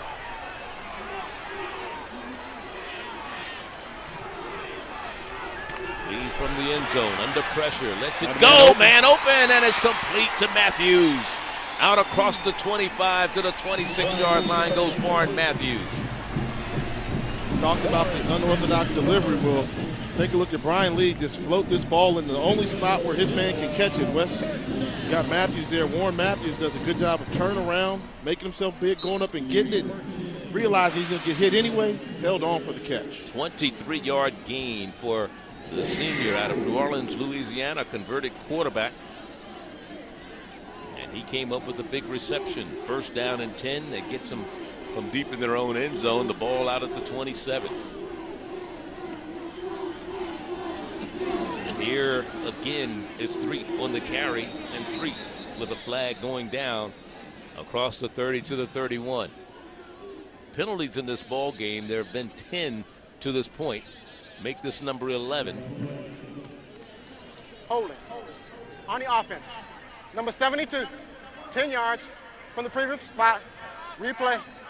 1st down. Do you think the weather is playing? I should not say the weather, but the field, because of the sloppiness, may be having an effect on the holding penalties? You like to say it goes both ways because both teams have to play in it, but on the offensive line in the trenches, you do become a little bit slower. You know, your feet get heavier, the cleats start to absorb moisture and water in your socks, so you do become a little slow-footed. If you got a defense that's staying pretty fresh, they can put pressure on the offensive line, and when an offensive lineman is beat, the one thing he is going to do is grab and hold on. 61 yards a game in penalties is what Southern came in averaging. Now they're faced up with a 1st and 20. Lee goes to the air, a little flat pass, and again, Jamar Stewart on the reception far sideline. And he picks up about 7 or 8 yards of that 20 that they needed. Jamar Stewart for the night. He's had a busy night. You see the flashes that he has. Got good hands, he's got great size, and strong runner when he has the ball in his hand. You know, the run after catch yards is what they really like about him. This number's been called off for tonight, but he's yet to get pay dirt in the end zone. Yeah, he has 22 career touchdowns, over 2,000 yards receiving, and there's Bryant Lee running, trying to get to the 1st down marker. He's trying to get back. He had a lot of real estate he had to go to get to the 1st down and to bring up a 3rd down and about 8. Finally brought down by Chris Ford. Looking at Stewart tonight, 6 catches, 65 yards. He's averaged 10.8 tonight, no touchdowns. As I said, he came into the game with 167 receptions, 2,259 yards receiving, and 22 touchdowns. He originally signed with Southern Miss before he came over here to Southern University. I know that. 3rd down and 9. There's a catch again by Mr. Matthews, and another 1st down is gained. So Matthews with 2 big catches and 2 big 1st downs for Southern Jaguars. Because of Lee's quick release, he's able to squeeze the ball into small places in a hurry. Look at this. He looks, shoot, gets rid of that football. Defense gets there too late. Very tough to defend the quarterback with a quick release. And especially impressed with the fact that Lee has that quick release out of the shotgun. You know, the ball's wet, it's hanging in the air, but he still just caught it and let it fly. Revuelta was the man who made the stop defensively, the linebacker. Number 55, the team's number 2 tackler, who has a brother, an older brother, who's an assistant coach on this Prairie View team, who played tight end at Prairie View. And now here's 3 off the left side. 3, another first down across midfield into Prairie View territory. And this one, again, looks like the Southern team we saw a week ago when they played Fort Valley. They struggled in the first half against the Division II squad, and now they're playing up to the level they're used to playing. And this is that team that averages 37 points a game. We're starting to see it. Now you can see why. They spread you out to throw the football, and just when you get comfortable and think you've got Stewart contained, then they decide they want to run the football with some good aggressive running. Remember, this drive started at their own 1-yard line, and they've moved the ball out. This will be the 8th play of the drive. 8:50 to go, 8:55 to go in the third quarter. 10-7 ball game, Southern down by 3. Pass across the middle. Matthews again breaks a tackle, still on his feet, and another first down to the 25-yard line. Here's a young man who's a converted quarterback who had thrown a pass this year and a touchdown pass, and in his last home game, boy, he's making it a memorable one. It's senior day, Charlie, and that's what you want your seniors to do. Give you that extra effort. Hold on to the football, and you see Warren Matthews, he's not going to let one man bring him down, bouncing off defenders, stepping through tackles. Good hard running and great catch by Warren Matthews, getting the job done. Came in with 16 catches, has 3 in this drive. That one good for 22 yards. And they're out in the flat, dropped, incomplete. It was a little swing pass. Wasn't a whole lot on it. Those going to be the tough ones to catch there. You know, what you'll see there is Curry Allen missed that ball there. He's got to come down with that catch. What will happen as Matthews starts to become more of a weapon, then you got to start paying attention to him. Don't continue to play man-to-man coverage on him. Maybe look at doubling him up with a linebacker. That frees up Jamar Stewart on the outside. So Jamar Stewart is down at the bottom of your screen. Curry Allen in the slot down at the bottom. Rolling right, throwing. Stewart, catch, breaks a tackle. Still on his feet, cutting back into the middle of the field. Has some running room. He's got a wall. He's got a wall. And he should score. He's down at the goal line. Touchdown, Southern. What a run after catch on a 3rd down play or 2nd and 10. That one good for 25 yards. This was just a read route between the quarterback, Brian Lee, and the wide receiver, Jamar Stewart. If the defensive back plays press coverage on you, run a go route. If he plays off, just do a stop route. DB's dropping, stop route, catch the ball. Oh, make the first guy miss, bouncing off the defenders, cutting and change directions in the vision to see all the blue jerseys on the left, and he's got his whole offensive line plus a tight end. Gets into the end zone. That's an exciting player there for Jamar Stewart. Point after is up. And the point after is good, and Southern takes its first lead of the day, 14-10. Now, Lee is going to get credit for a 25-yard pass. Hey. The pass was about 3 yards. The rest of it was all Jamar Stewart. 25 yards, Southern in front. And coming back with our professor, Jay Walker. Stay with us. Years of culture and tradition have passed through the hands of those before us. It is now our duty to honor the heritage given to us and uphold it for those next in line. We on top, never underrated. We on top, never underrated. We will take the field, and we will be tomorrow's legends. We are the Southwestern Athletic Conference.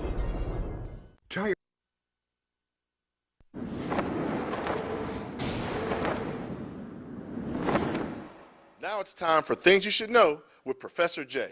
Coming to you this week from the brand spanking new A.W. Mumford Fieldhouse here on the campus of Southern University. And folks, I got to tell you something. This place has everything. Leather couches, flat screen television, hospitality suites, coach's office, weight rooms, everything you need to have a top-notch football program, they've got it in this building.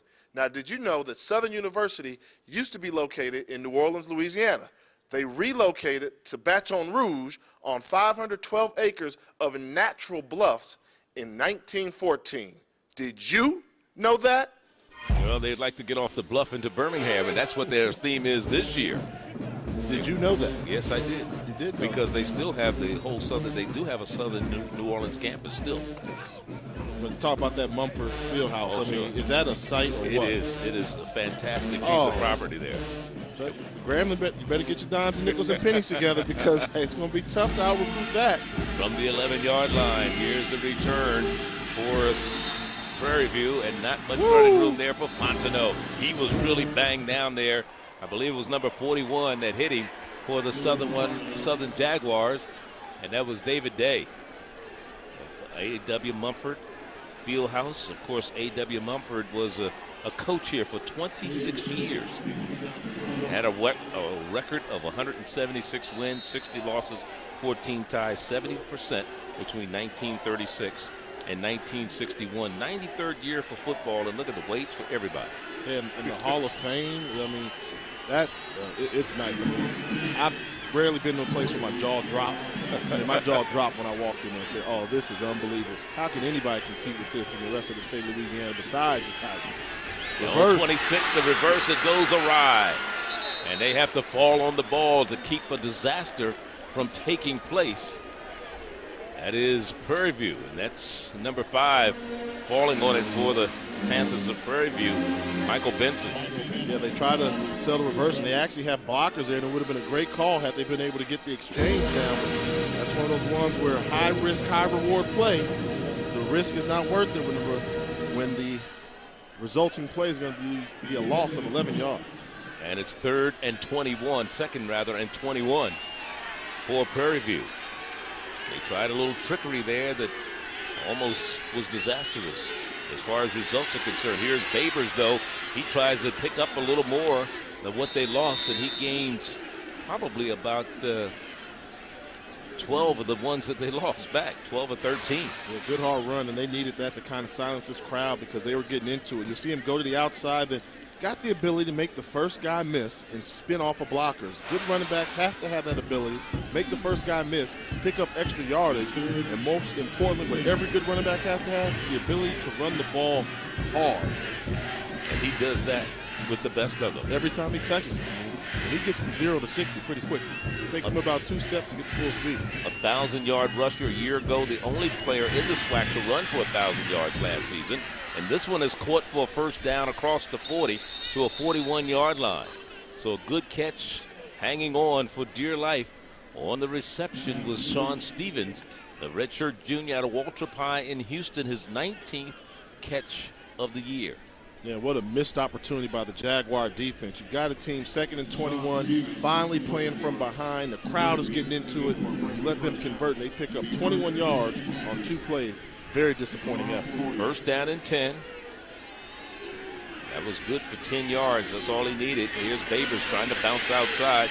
Breaks a tackle. Still on his feet and gets down to the 45-yard line. A gain of about 4. Second down and 6 coming up. I said Babers a year ago, 1,085 yards. He also had 11 touchdowns, and he was the only player in the conference to gain over 1,000 yards rushing a year ago. And last year he was tied for number 1 in scoring with 72 points. And guess who he was tied with? Jamar Stewart from Southern University. So the top 2 scorers from a year ago with 72 points each in this ball game tonight. Third down. Again, Babers on the carry. Well, they're starting to do it. You're seeing Prairie View, and let's give credit to the offensive coordinator for Prairie View A&M, Michael Bryant. Rather than get panicked, 2nd 21, and things are looking bad, trying to just throw the ball, showed the discipline to continue to do what they do well, and that's running the football, getting the ball in Donald Babers' hands in different scenarios. So they're showing the patience, and running the football, sometimes it's not as exciting to watch on TV, but it takes the crowd out of the game. It was a 1-point game between these 2 squads at Prairie View last year when they played. They actually played in Houston at Reliance Stadium. 24-23 was the final there. A little screen pass to the near side. Here's Jason on the carry. Jason still running, and Jason has the first down across midfield into Southern Territory. And he stopped at the 48-yard line. And we're talking about that matchup a year ago. This Prairie View team trailed in that game 23-10 in the 3rd quarter. And they came back and won that one 24-23. And that shows you they've got that fight in them, and they realize, hey, this team is not better than us, and that was last year. You know, this year now it's Southern with the roles being reversed. Everybody's coming in talking about Prairie View, Prairie View, Prairie View. Well, I think Southern realized, hey, they're pretty good, but they're not better than us, and they want to go out and try and prove it. KJ Black to Babers. Babers bounces outside, gives him a leg, keeps going, but a good tackle on the far side by number 30 for the Southern Jaguars, Marcus Doss, who came up to make the stop. That was a good tackle because he was in no man's land out there by himself. That was a great tackle because he got hit with a lot of stuff. Look at all that. Wham, wham, wham, wham, wham. I mean, he got hit with so many moves that. That's one of those seniors out of St. Aug High, St. Augustine's High in New Orleans, Louisiana, about 90 miles down the road from where we are. Senior day. You know, Dawson's a guy that's been playing backup this season, but the numbers called on senior day, you make plays like that. KJ stands in the pocket, throws across the middle, in and out of the hands of Whedon. It's picked off. It was in Whedon's hands and now in the hands of a defensive player, Jason House. Fumble. And he fumbles the football. Let's see what happens. Jason House, the junior out of Laurel, Mississippi. He's tied for third in interceptions in the NCAA, and a late flag comes in. Right now, they're hoping Demetric Rogers got his hand on that football for Southern University. Now they're going to say it's Southern's ball, I think. But it was in the hands of Whedon, and then it popped out. Jason House wound up with it. Now the officials are talking it over. Yeah, House made the interception, and that's a ball there. When we talk about certain elements, we're going to come in. Crossing route across the middle, ball with a little velocity on it. Whedon popped it up. Have an interception on the play. After the play was over, personal foul, number 82 on Prairie View, 15 yards from in the run, first down. So the first turnover of the ball game, Osaze Dedia makes the personal foul for Prairie View, and they attack 15 more yards on. That'll move the ball all the way down to the 45 of Prairie View. We'll be back to Baton Rouge in a moment. 3:27, the Jaguars threatening to increase on their 4-point lead. Everybody on the ground, everybody get down, yeah.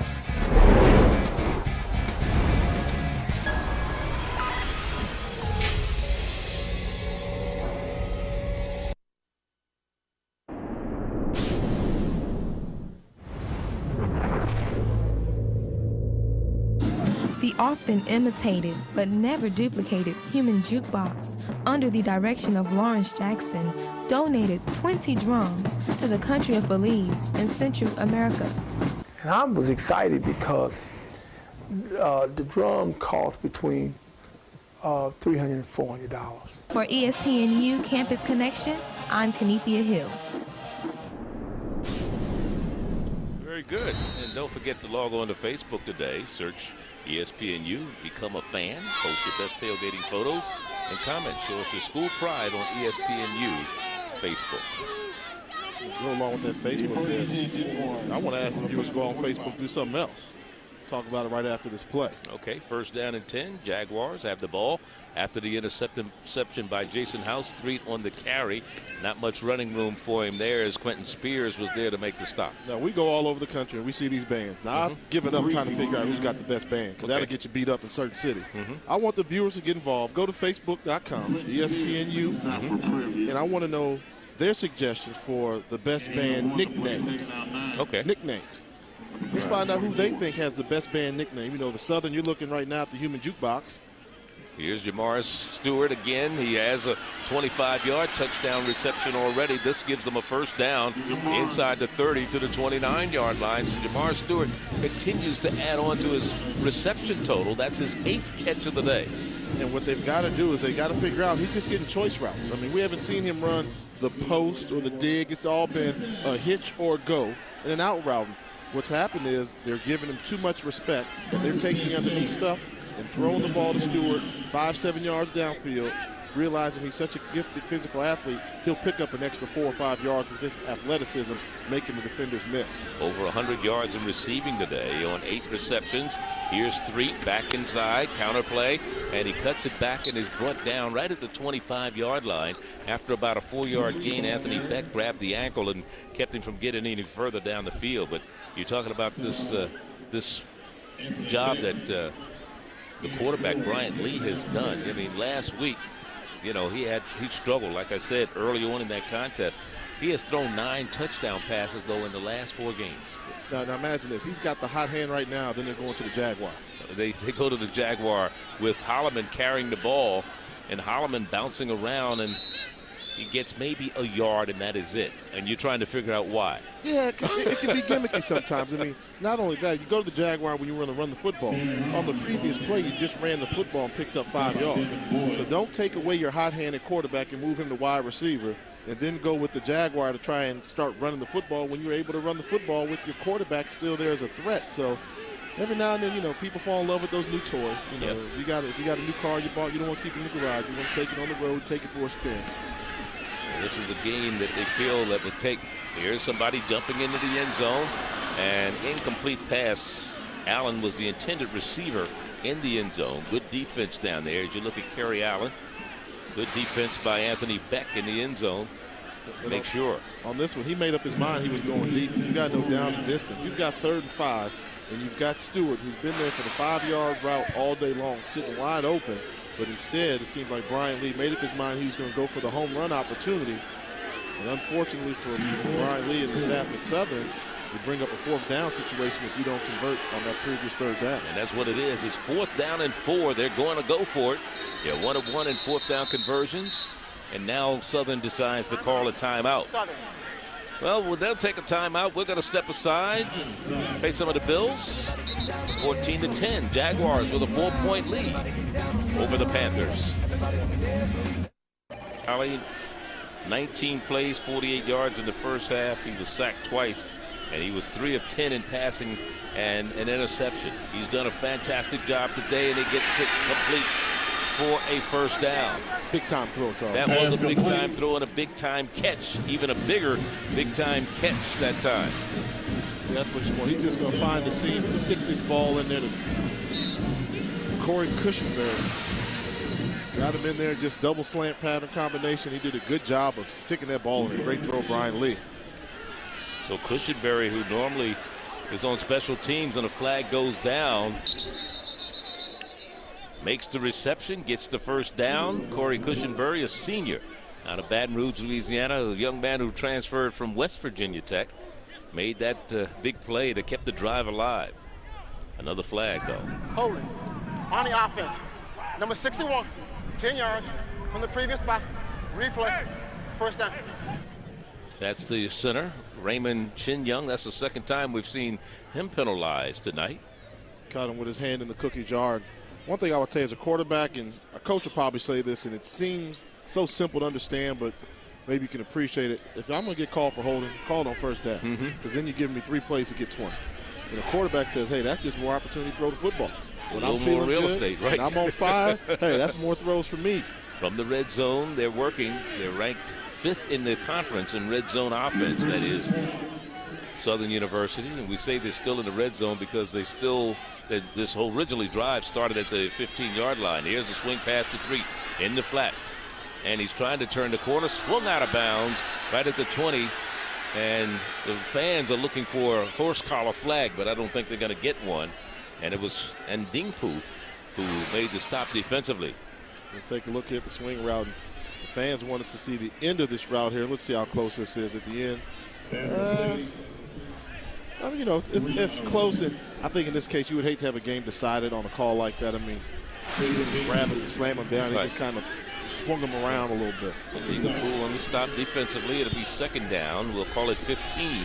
Little swing out again to the flat. Oops, miss here, a miss there. Trying to reverse the field once again. DeMar Stewart, I'll tell you. And he's still going. Look at this. But a penalty flag goes down. Yee. That's the effort there that you want. You expect it from your seniors. Are they going to stop forward progress? Did the whistle blow? That's the thing you have to wonder about the whistle. Was it a slow whistle? Or was it a whistle at all? That's why the players kept going. Now we've got the head linesman over there, I believe, going over his interpretation of what happened. That's Harold Mitchell, Jr. Pete Richardson. You know, he's been here 17 years. Mark Orlando, his offensive coordinator, has been here 14 years. Terrence Graves, his defensive coordinator, has been here 15 years. I tell you, good coaches, you know, when you start to build a program, a little bit of a legacy. And the good thing about Coach Richardson. We have a foul against Sun. Evading the runner, number 61. That penalty will be declined. Third down.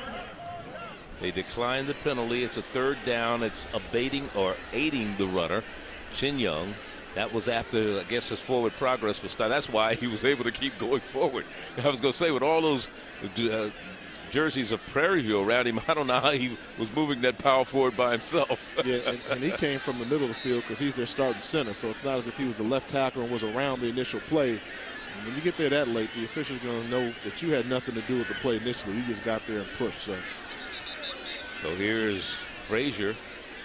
He's trying to get even further explanation, and the officials are still talking now. I guess they're trying to figure out where to spot the ball. Now, if they had replay in effect, they could just go to the replay booth and see where his forward progress was actually stopped.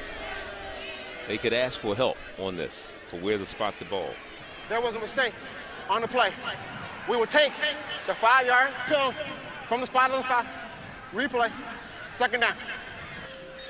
So they're going to take the penalty. From the spot of the foul. So we'll see the end of it. Making people move. And you see. Oh, he's grabbing and pulling. He's pulling a guy backwards. Yeah, he's pulling him. You can get away with a push. I don't know if you can get away with a pull. Come to me. That's a tough one there. So I see why they had to sort all that stuff out. But you know, early results from the Facebook poll. Who do you think is winning? For the best band nickname. Southern. Jaguars. Human jukebox. They are hitting it up on Facebook right now. So a little surprised. Where the folks from Jackson State? I just thought, you know, Sonic Boom in the South would be something they'd show up. But seems like the Southern fans. And Grambling got one. The M4. Arkansas Pine Bluff. Yeah. So we got some teams out here getting it, but Pete Richardson says, I give up. Whatever y'all want to do, y'all do it. Let's play football. Second best winning percentage in the Southwestern Athletic Conference. You got a quarter? 174 wins, 73 losses as a career. He's a 70% winning percentage, and that's pretty good. That's going to be the end of the third quarter. 15 minutes of football to go here. Southern University with the ball. They're facing a 3rd and 15 when we come back, but they have the ball in pretty good field position and leading by 4.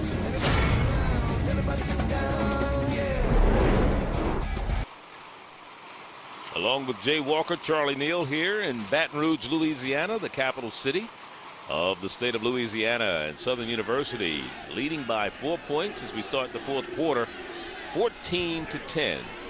They're facing a 2nd and 15. Swing pass out to the right side, and it's complete to Matthews. And Matthews, that is not Matthews, is it? That's Holloman actually on the reception.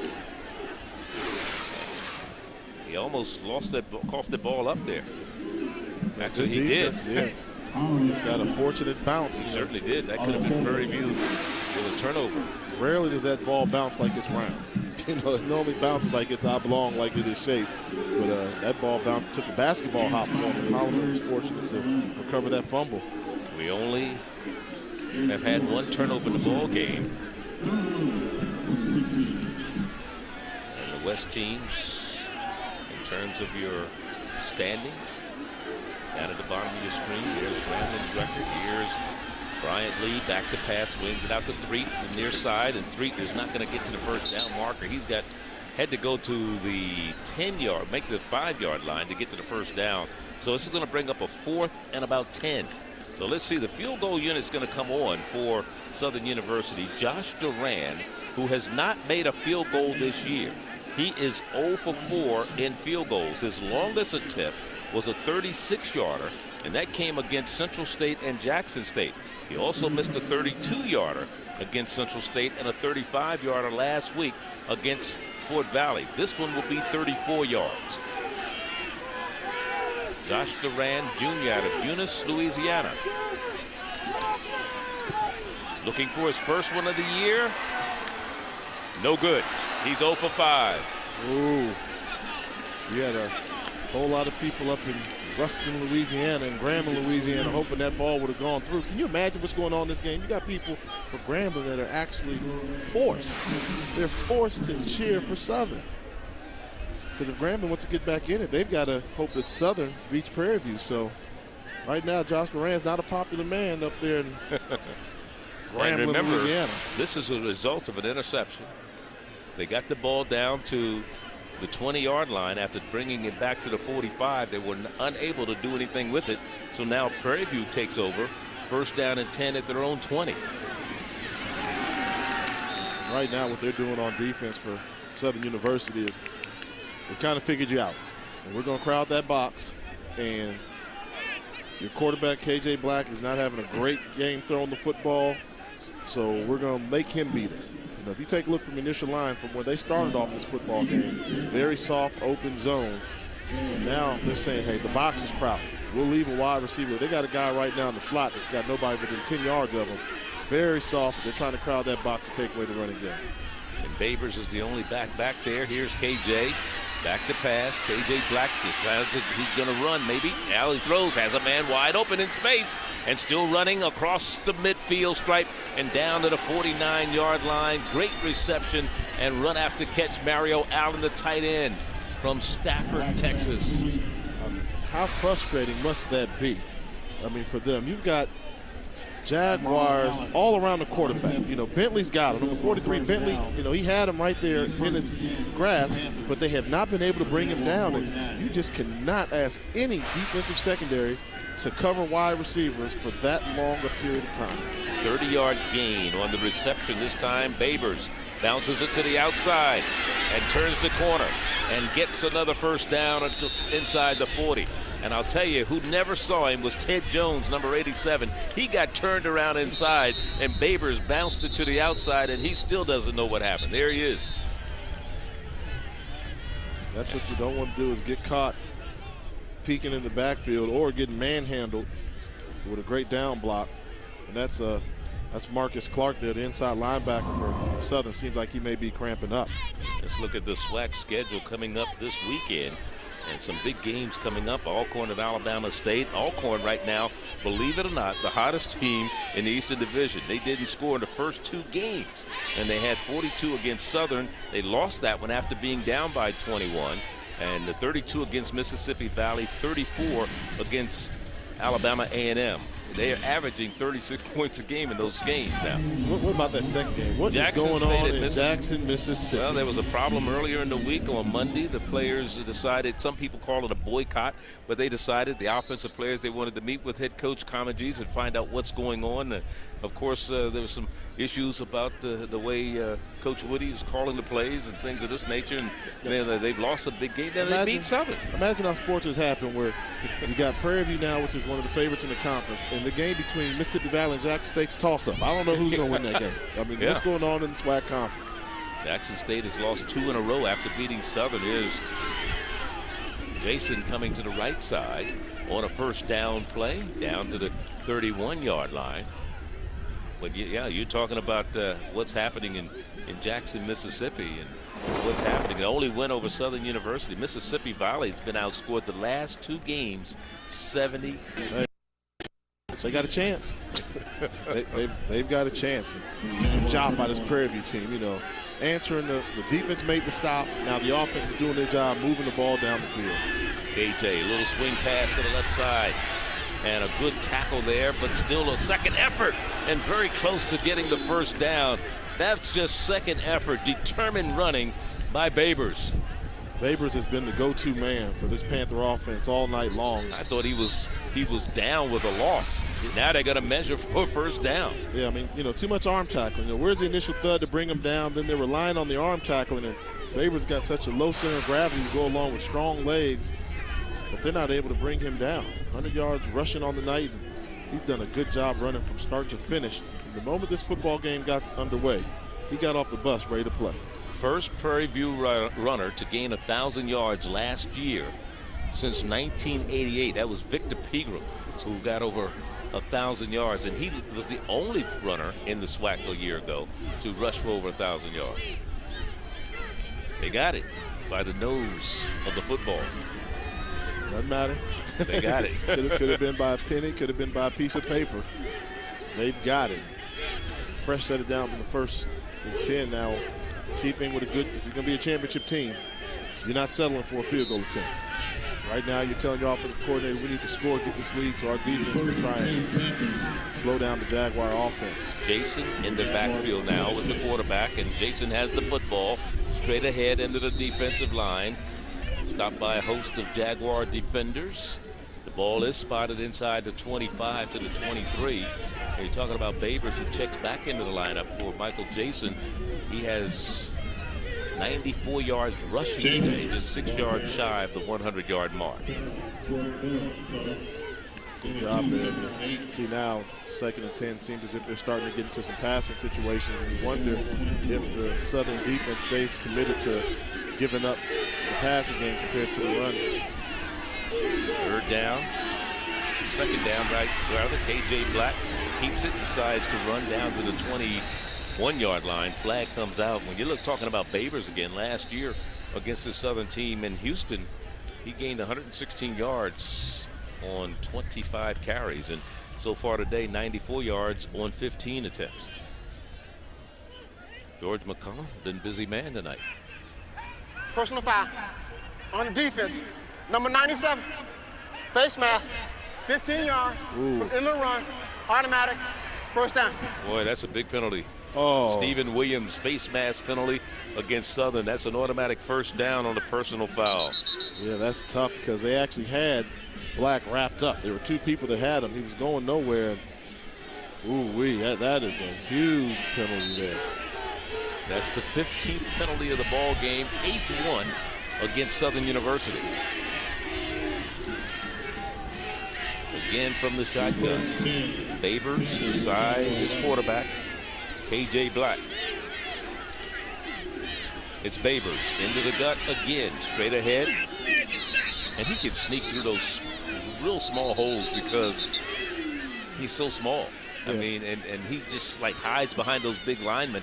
He's like 5'9". That's what they list him as, 170 pounds. And you get behind Carley and Blanton, those guys are 6'7" and 6'2" and 370 and 30 pounds. Sometimes it's hard to see. Yeah, the key is as long as you have the ability to make yourself big when you need to, get the tough yards, and you got to hit the hole hard. You get some velocity behind you when you go into the hole, and that's what he's able to do effectively. This is 2nd down and 8. Going to the air, complete, far side, and down to the 1-yard line. They're going to mark it out of bounds at the 3.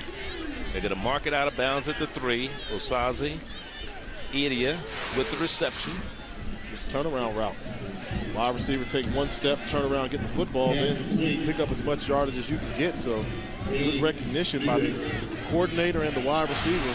Cornerback playing a soft cushion down in the red zone, take advantage of it. Tim Berry made the touchdown saving tackle. So it'll be 3rd down, and they'll call it 2. They have to get to the 1 for a 1st down or into the end zone. Babers trying to go around the right side, cuts it back in, and he's in for the touchdown. 6 points on the board for Prairie View.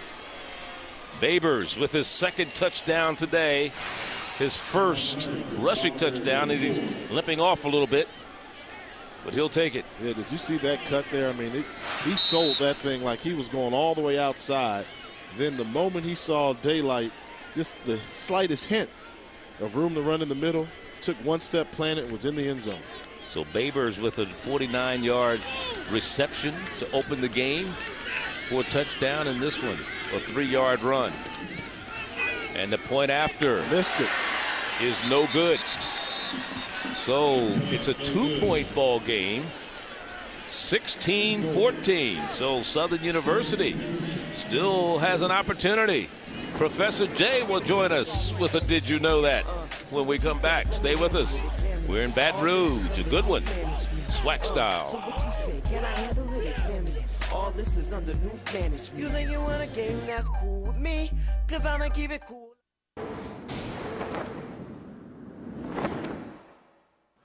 As we continue to explore the A.W. Mumford Fieldhouse here at Southern University, Professor Jay thought you should know this.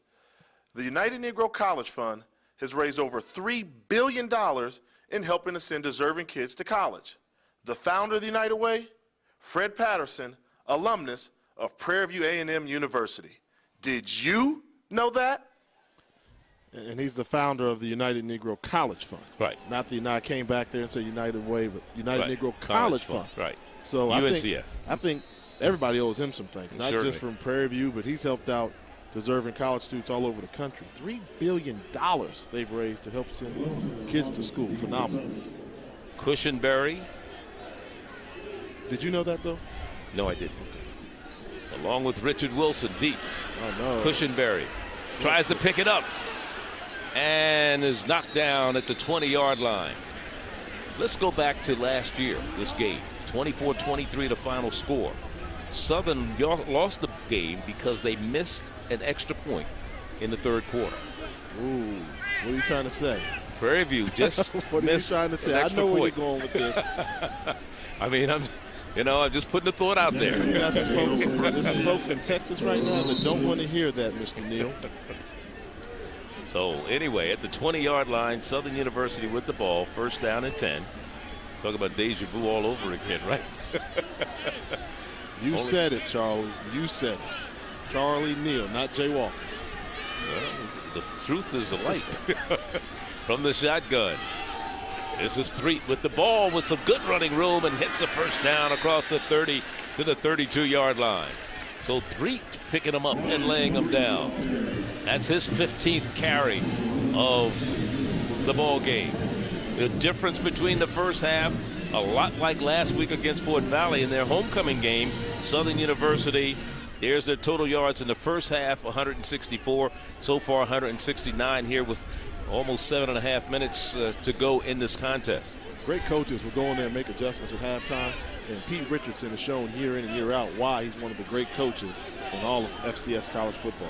Southern University has not lost twice in a row to Prairie View since 1964-63 season. Billy Nix did it, and there's a great catch for a first down across midfield down to the 48-yard line. And again, it's Stewart with another reception, his 10th of the night. We talked about them just playing one-on-one football, two-on-two football. It's Bryant Lee and Jamar Stewart versus the Prairie View defense right now. And they're looking at, if you take away the deep route, then okay, I'll run a fade stop. And what they're doing is saying, as long as you've only got one defender over there on Stewart, we're going to put him in a no-win situation. We'll either go deep, we'll stop. I'll find him one way or another to get open. Here again is Threet on the carry. Let's go back to the previous play that you were talking about, Jay. You know, you take a look and, you know, when you get this from your pre-snap read, as a quarterback, you say, okay, look, there's nobody that's in my throwing lane to get the ball to Stewart. So what do? I'm going to look at him, give him a double move. Oh, it didn't work? Okay, throw it behind him. And let him come back for it. Come back. And defensive backs to tell you the hardest ball to defend is an underthrown go route.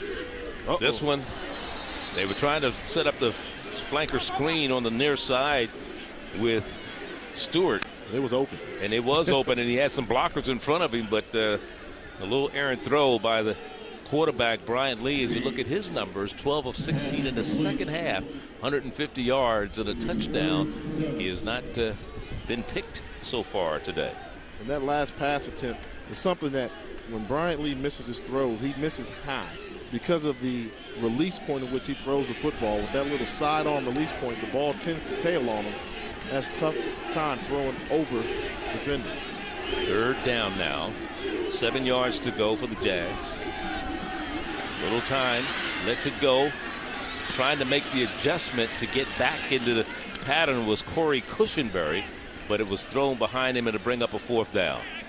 We saw earlier where Lee was on fire. I mean, he was picking the defense apart. And then we've seen the past couple of throws where he's been erratic and the stuff that gives you nightmares. I mean, the play wasn't there. He threw that ball up for grabs. That easily could have been recognized by the Panther defense and returned for interception for a touchdown. So you just can't take chances with that. It's a very good football game. It's close.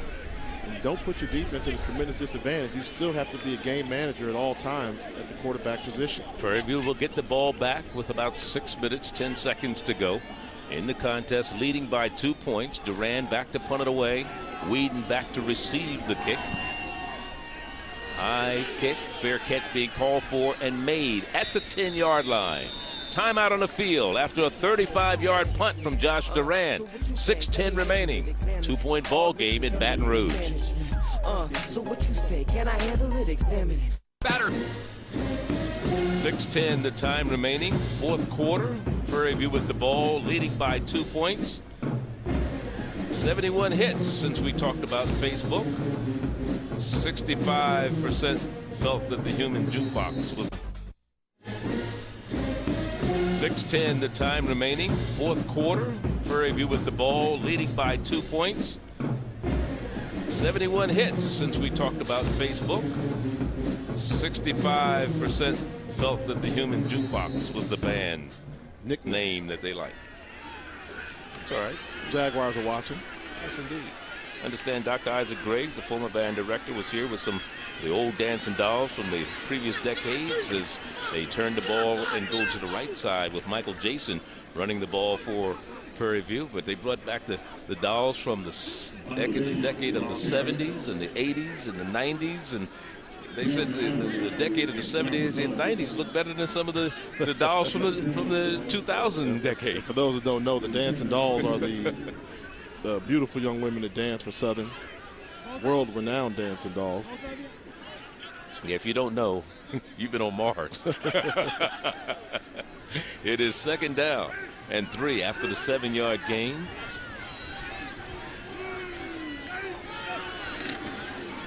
Going to the air. Has a complete and a 1st down and run out of bounds on the far sideline, and that's Osaze Edia with another reception for him tonight. That is his 5th catch of the evening, and he moves the chains. 1st down, and the most important thing is he got the 1st down, kept the game moving, did go out of bounds, and the clock stopped.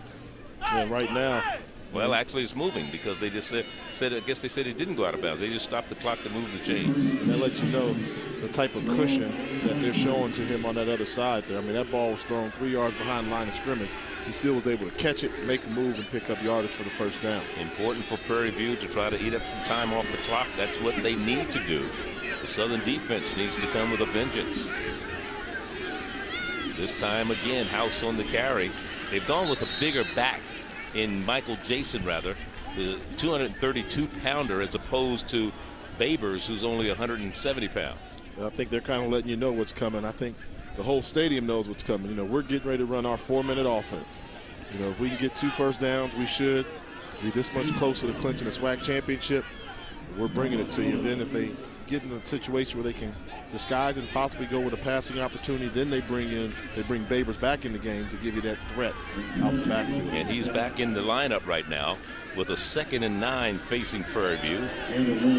Revuelta, the freshman tight end, whose brother is a linebacker, older brother on this team, is in at the tight end spot. Here's Babers, and Babers is out to about the 28-yard line. He's still going to be about 5 yards shy. It'll be a 3rd and 5 situation. And now I believe Southern University is going to use one of its timeouts. Prairie View still has all 3 remaining. Don't forget, you can see the future stars of football today as ESPN delivers the Old Spice High School Showcase. It comes your way Friday. It features a Golden State rivalry. The Foothill Falcons take on the Mustangs of Monte Vista. It's the Old Spice High School Showcase presented by the U.S. Marine Corps, and it comes your way on ESPNU Friday at 10 Eastern. And for more information, log on to ESPNU.com. Along with my partner Jay Walker, Charlie Neal here in Baton Rouge, Louisiana. There you see Henry Frazier, 4th best winning percentage among SWAC coaches. Anthony Jones from Alabama A&M's in that group with, of course, Pete Richardson and Rod Broadway. As you look at the FCS top 25, and Of course, South Carolina State moves up to number 10 as far as HBCU school. That's good. You think that possibly the MEAC, of course, we know the SWAC doesn't get an automatic bid as we look at the 11 through 20, but do you think the MEAC gets 2 teams in this year? I think they should. I mean, you know, South Carolina State's going to be a top 10 program if they continue to win out. Florida A&M, I mean, losing to a team that good, I mean, I think FAMU could go to the postseason and beat some folks. Definitely. They definitely deserve to if Florida A&M were to win out. 3rd and 5, high snap. KJ Black pulls it down, still on his feet, not going to get to the first down. He is wrapped up. He is wrapped up with no gain. 4th and 5 facing Prairie View right now. Yeah, bad decision there. KJ Black dropped back, and he thought he saw enough room to run for the first down. I think he made up his mind a little bit prematurely about running that football, and the defensive line for Southern did a good job of collapsing the hole, not allowing Black to get free this time. Just finally got to him and wrapped him up and brought him down, Charlie. Remember, Josh Duran missed a field goal. He's 0 for 5 for field goals this year. This will be the one he make. Remember, the other side, their kicker, Fargard, had not missed a PAT this year. He missed one the last time down. So we've got all kinds of hijinks going on here. Here's a punt. Ventura takes a bounce and fielded, and maybe he touched it. Let's see if he lost it. He lost it. Let's see who comes up with it. I think Prairie View's got that ball. No. I see an official signaling Southern. They got lucky. They got lucky. They got lucky. This ball was between his legs. Yeah, but he's still. Oh, okay. He had to bend those knees. Somehow he held on. That's Charles Hawkins, redshirt freshman out of New Orleans, and the seniors last stand here with 2:59 to go. Can they hold on? Come back and win it. Years of culture and tradition have passed through the hands of those before us. It is now our duty to honor the heritage given to us and uphold it for those next in line. We on top, never underrated. We on top, never underrated. We will take the field, and we will be tomorrow's legends. We are the Southwestern Athletic Conference.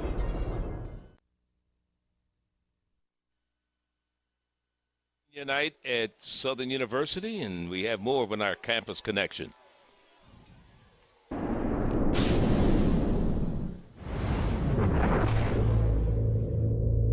This game is a must-win for the Jags. Not only are they competing for the driver's seat to have a chance at the SWAC championship, but it's senior night, and this will be the last night many of the Jaguars play on the Bluff. I spoke to some of the seniors, and this is what they had to say. Our motto right now is do or die. This hit me on Monday. It's kind of a special feeling knowing that we're gonna this will be my last time ever playing this stadium. For ESPNU Campus Connection, I'm Kenethia Hills. All right, Kenethia, 2:59, the time remaining for the seniors on the Bluff, trying to get to Birmingham in December for the SWAC championship game, something they haven't done in quite a few years. All they need to do is get close enough for a field goal. They don't have to score a touchdown. A field goal would give them a 1-point edge. They're down by 2 right now. Again, last year they lost it by 1 in Houston. Can the Jaguars come back and rally? Here's the quarterback, and he is sacked. The quarterback, Bryant Lee, brought down immediately. Big number 91 getting in there defensively.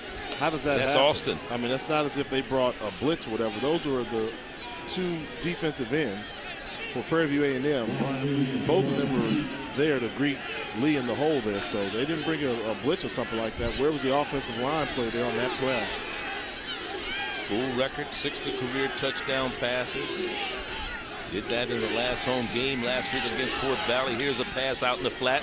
Here's Jamar Stewart, another senior with a catch. And he's going to be about 5 yards shy of a first down. They'll mark it right at about the 46-yard line. There you see Jamar Stewart. He's had a big night tonight. That's his 12th catch. He has a touchdown to his credit of 25 yards. It'll be 3rd down. They'll call it 4. 1 timeout left for Southern. Prairie View has all 3 remaining. Time for the quarterback. Has some running room. He's going to take off. Picks up the first down with plenty to spare. Down inside the 45 to the 41-yard line. Good job by the offensive line of giving Lee time to make his progression reads down the field. And then when he decided to give a pump fake, cut inside, the defensive back coming up trying to make the tackle. Huge play for the Jaguars. Plus 9. He got 9 more than he needed. 13 altogether on the run by the quarterback, Bryant Lee. Preseason SWAC Player of the Year offensively. Play clock, plenty of time left as they look over to the sideline to get the play from Mark Orlando, the offensive coordinator. This time they give it off to 3. Wow. Caught in the backfield, loses a yard. Ooh. They took their time getting to the line of scrimmage. You said they had plenty of time, but now, you know, time is of the essence right now. They need to get up to the line and hurry up. You start off with 1 minute and 30 seconds. Now you've got less than a minute, and you're looking over to the sideline.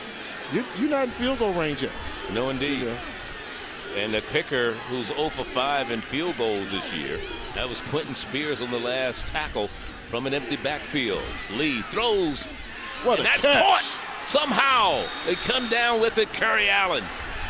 It looked like it was going to be picked off, yet Curry Allen comes up with the catch. I mean, look at the safety. Anthony Beck, number 2, come through, and he decides to go for the interception rather than going for the big hit and trying to dislodge the receiver from the ball. 18 yards for Curry Allen on the catch. Throwing it into the end zone. It'll be too big. Out of the end zone. Lee just threw that to the man in the stands. And that's one there where you got to know where you're going with the football now. Every throw you make right now, you have to have a clear target on where you're going with it. To his defense, he didn't know, so he just threw it away. Question, do you think they're trying to score rather than trying to give their kicker an opportunity to try for a field goal? Oh, definitely. 27 seconds. Without question. 20. I mean, well, of course, most teams, you know, you put it down there and you say, well, we get in field goal range, we'll let our kicker kick it. Not this team. Not this year. And the grass is muddy. Not your old kicker, Jason DeCure. DeCure was muddy. Yes, he was. Here we go. Here's a flanker screen. Got to protect that ball. It came out. And it comes loose. Prairie View got it. I don't know. We haven't seen a signal from the official. Oh, man. Yes, Prairie View has it. Prairie View has the ball. Let's see. You said there's a flag down? No, it came out of the official's pocket. Okay. Slip. Prairie View has the ball. Jamaris Stewart, who's done a fantastic job all night long with his 12th catch, coughs up the football trying to get the extra yards. Let's look at it once again. I mean, coming from behind, you know, that ball's loose. The guy's coming from behind him, and you got to definitely a fumble. Once you make that first move, you got to protect the football, and the ball was sitting there. A lot of Prairie View jerseys around the ball. A man who's been almost to everything for the Southern University program, a senior, playing in his last home game here in front of the home crowd, and he coughs up the ball at the most inopportune time. They're driving in field goal range, 17 seconds to go, 1 timeout left for Southern, and all Prairie View has to do is kneel down, and they won this one. Yeah, 2 years in a row. Tough one because, you know, Stewart's had such a great career here at Southern. And a great game tonight. For your last play here on this field to be of that magnitude and nature, wow, you just feel for him. There's one timeout left for Southern University. Henry Frazier already celebrating. Only the first time that they've beaten this team 2 years in a row since 1964 when Billy Nix was coaching here at Prairie View. Henry Frazier in his 6th year. Bowie State there for 6 years where he won 31 games. He is 20-5 in his last 3 years here on the campus of Prairie View. And don't forget what's coming up. Here's the fumble that killed the opportunity for Southern University. Yeah, wide receiver screen, and one of those things, the same things that make you laugh, they sometimes can make you cry. He had the ability to toy with defenders earlier and make big plays on that same play. Down here in the stretch, game's on the line, made the moves, but the defense was ready for him as well and stripped that ball out of there. Here's Henry Frazier. We say congratulations. He continues to be the only team that has not lost a conference game this year. Again, congratulations. The final score, it's a 2-point victory here in Baton Rouge. Prairie View comes in First win here in quite a while, away from home on the Bluff, 16-14 the final. For Jay Walker and our entire ESPNU crew, Charlie Neal. Coming up next, it's SportsCenter U. For more information, log on to your home for the finest in college sports, ESPNU. The preceding has been an exclusive presentation of ESPN, the worldwide leader in sports. So long from Baton Rouge. Now let's go to Lowell Galindo in the studio.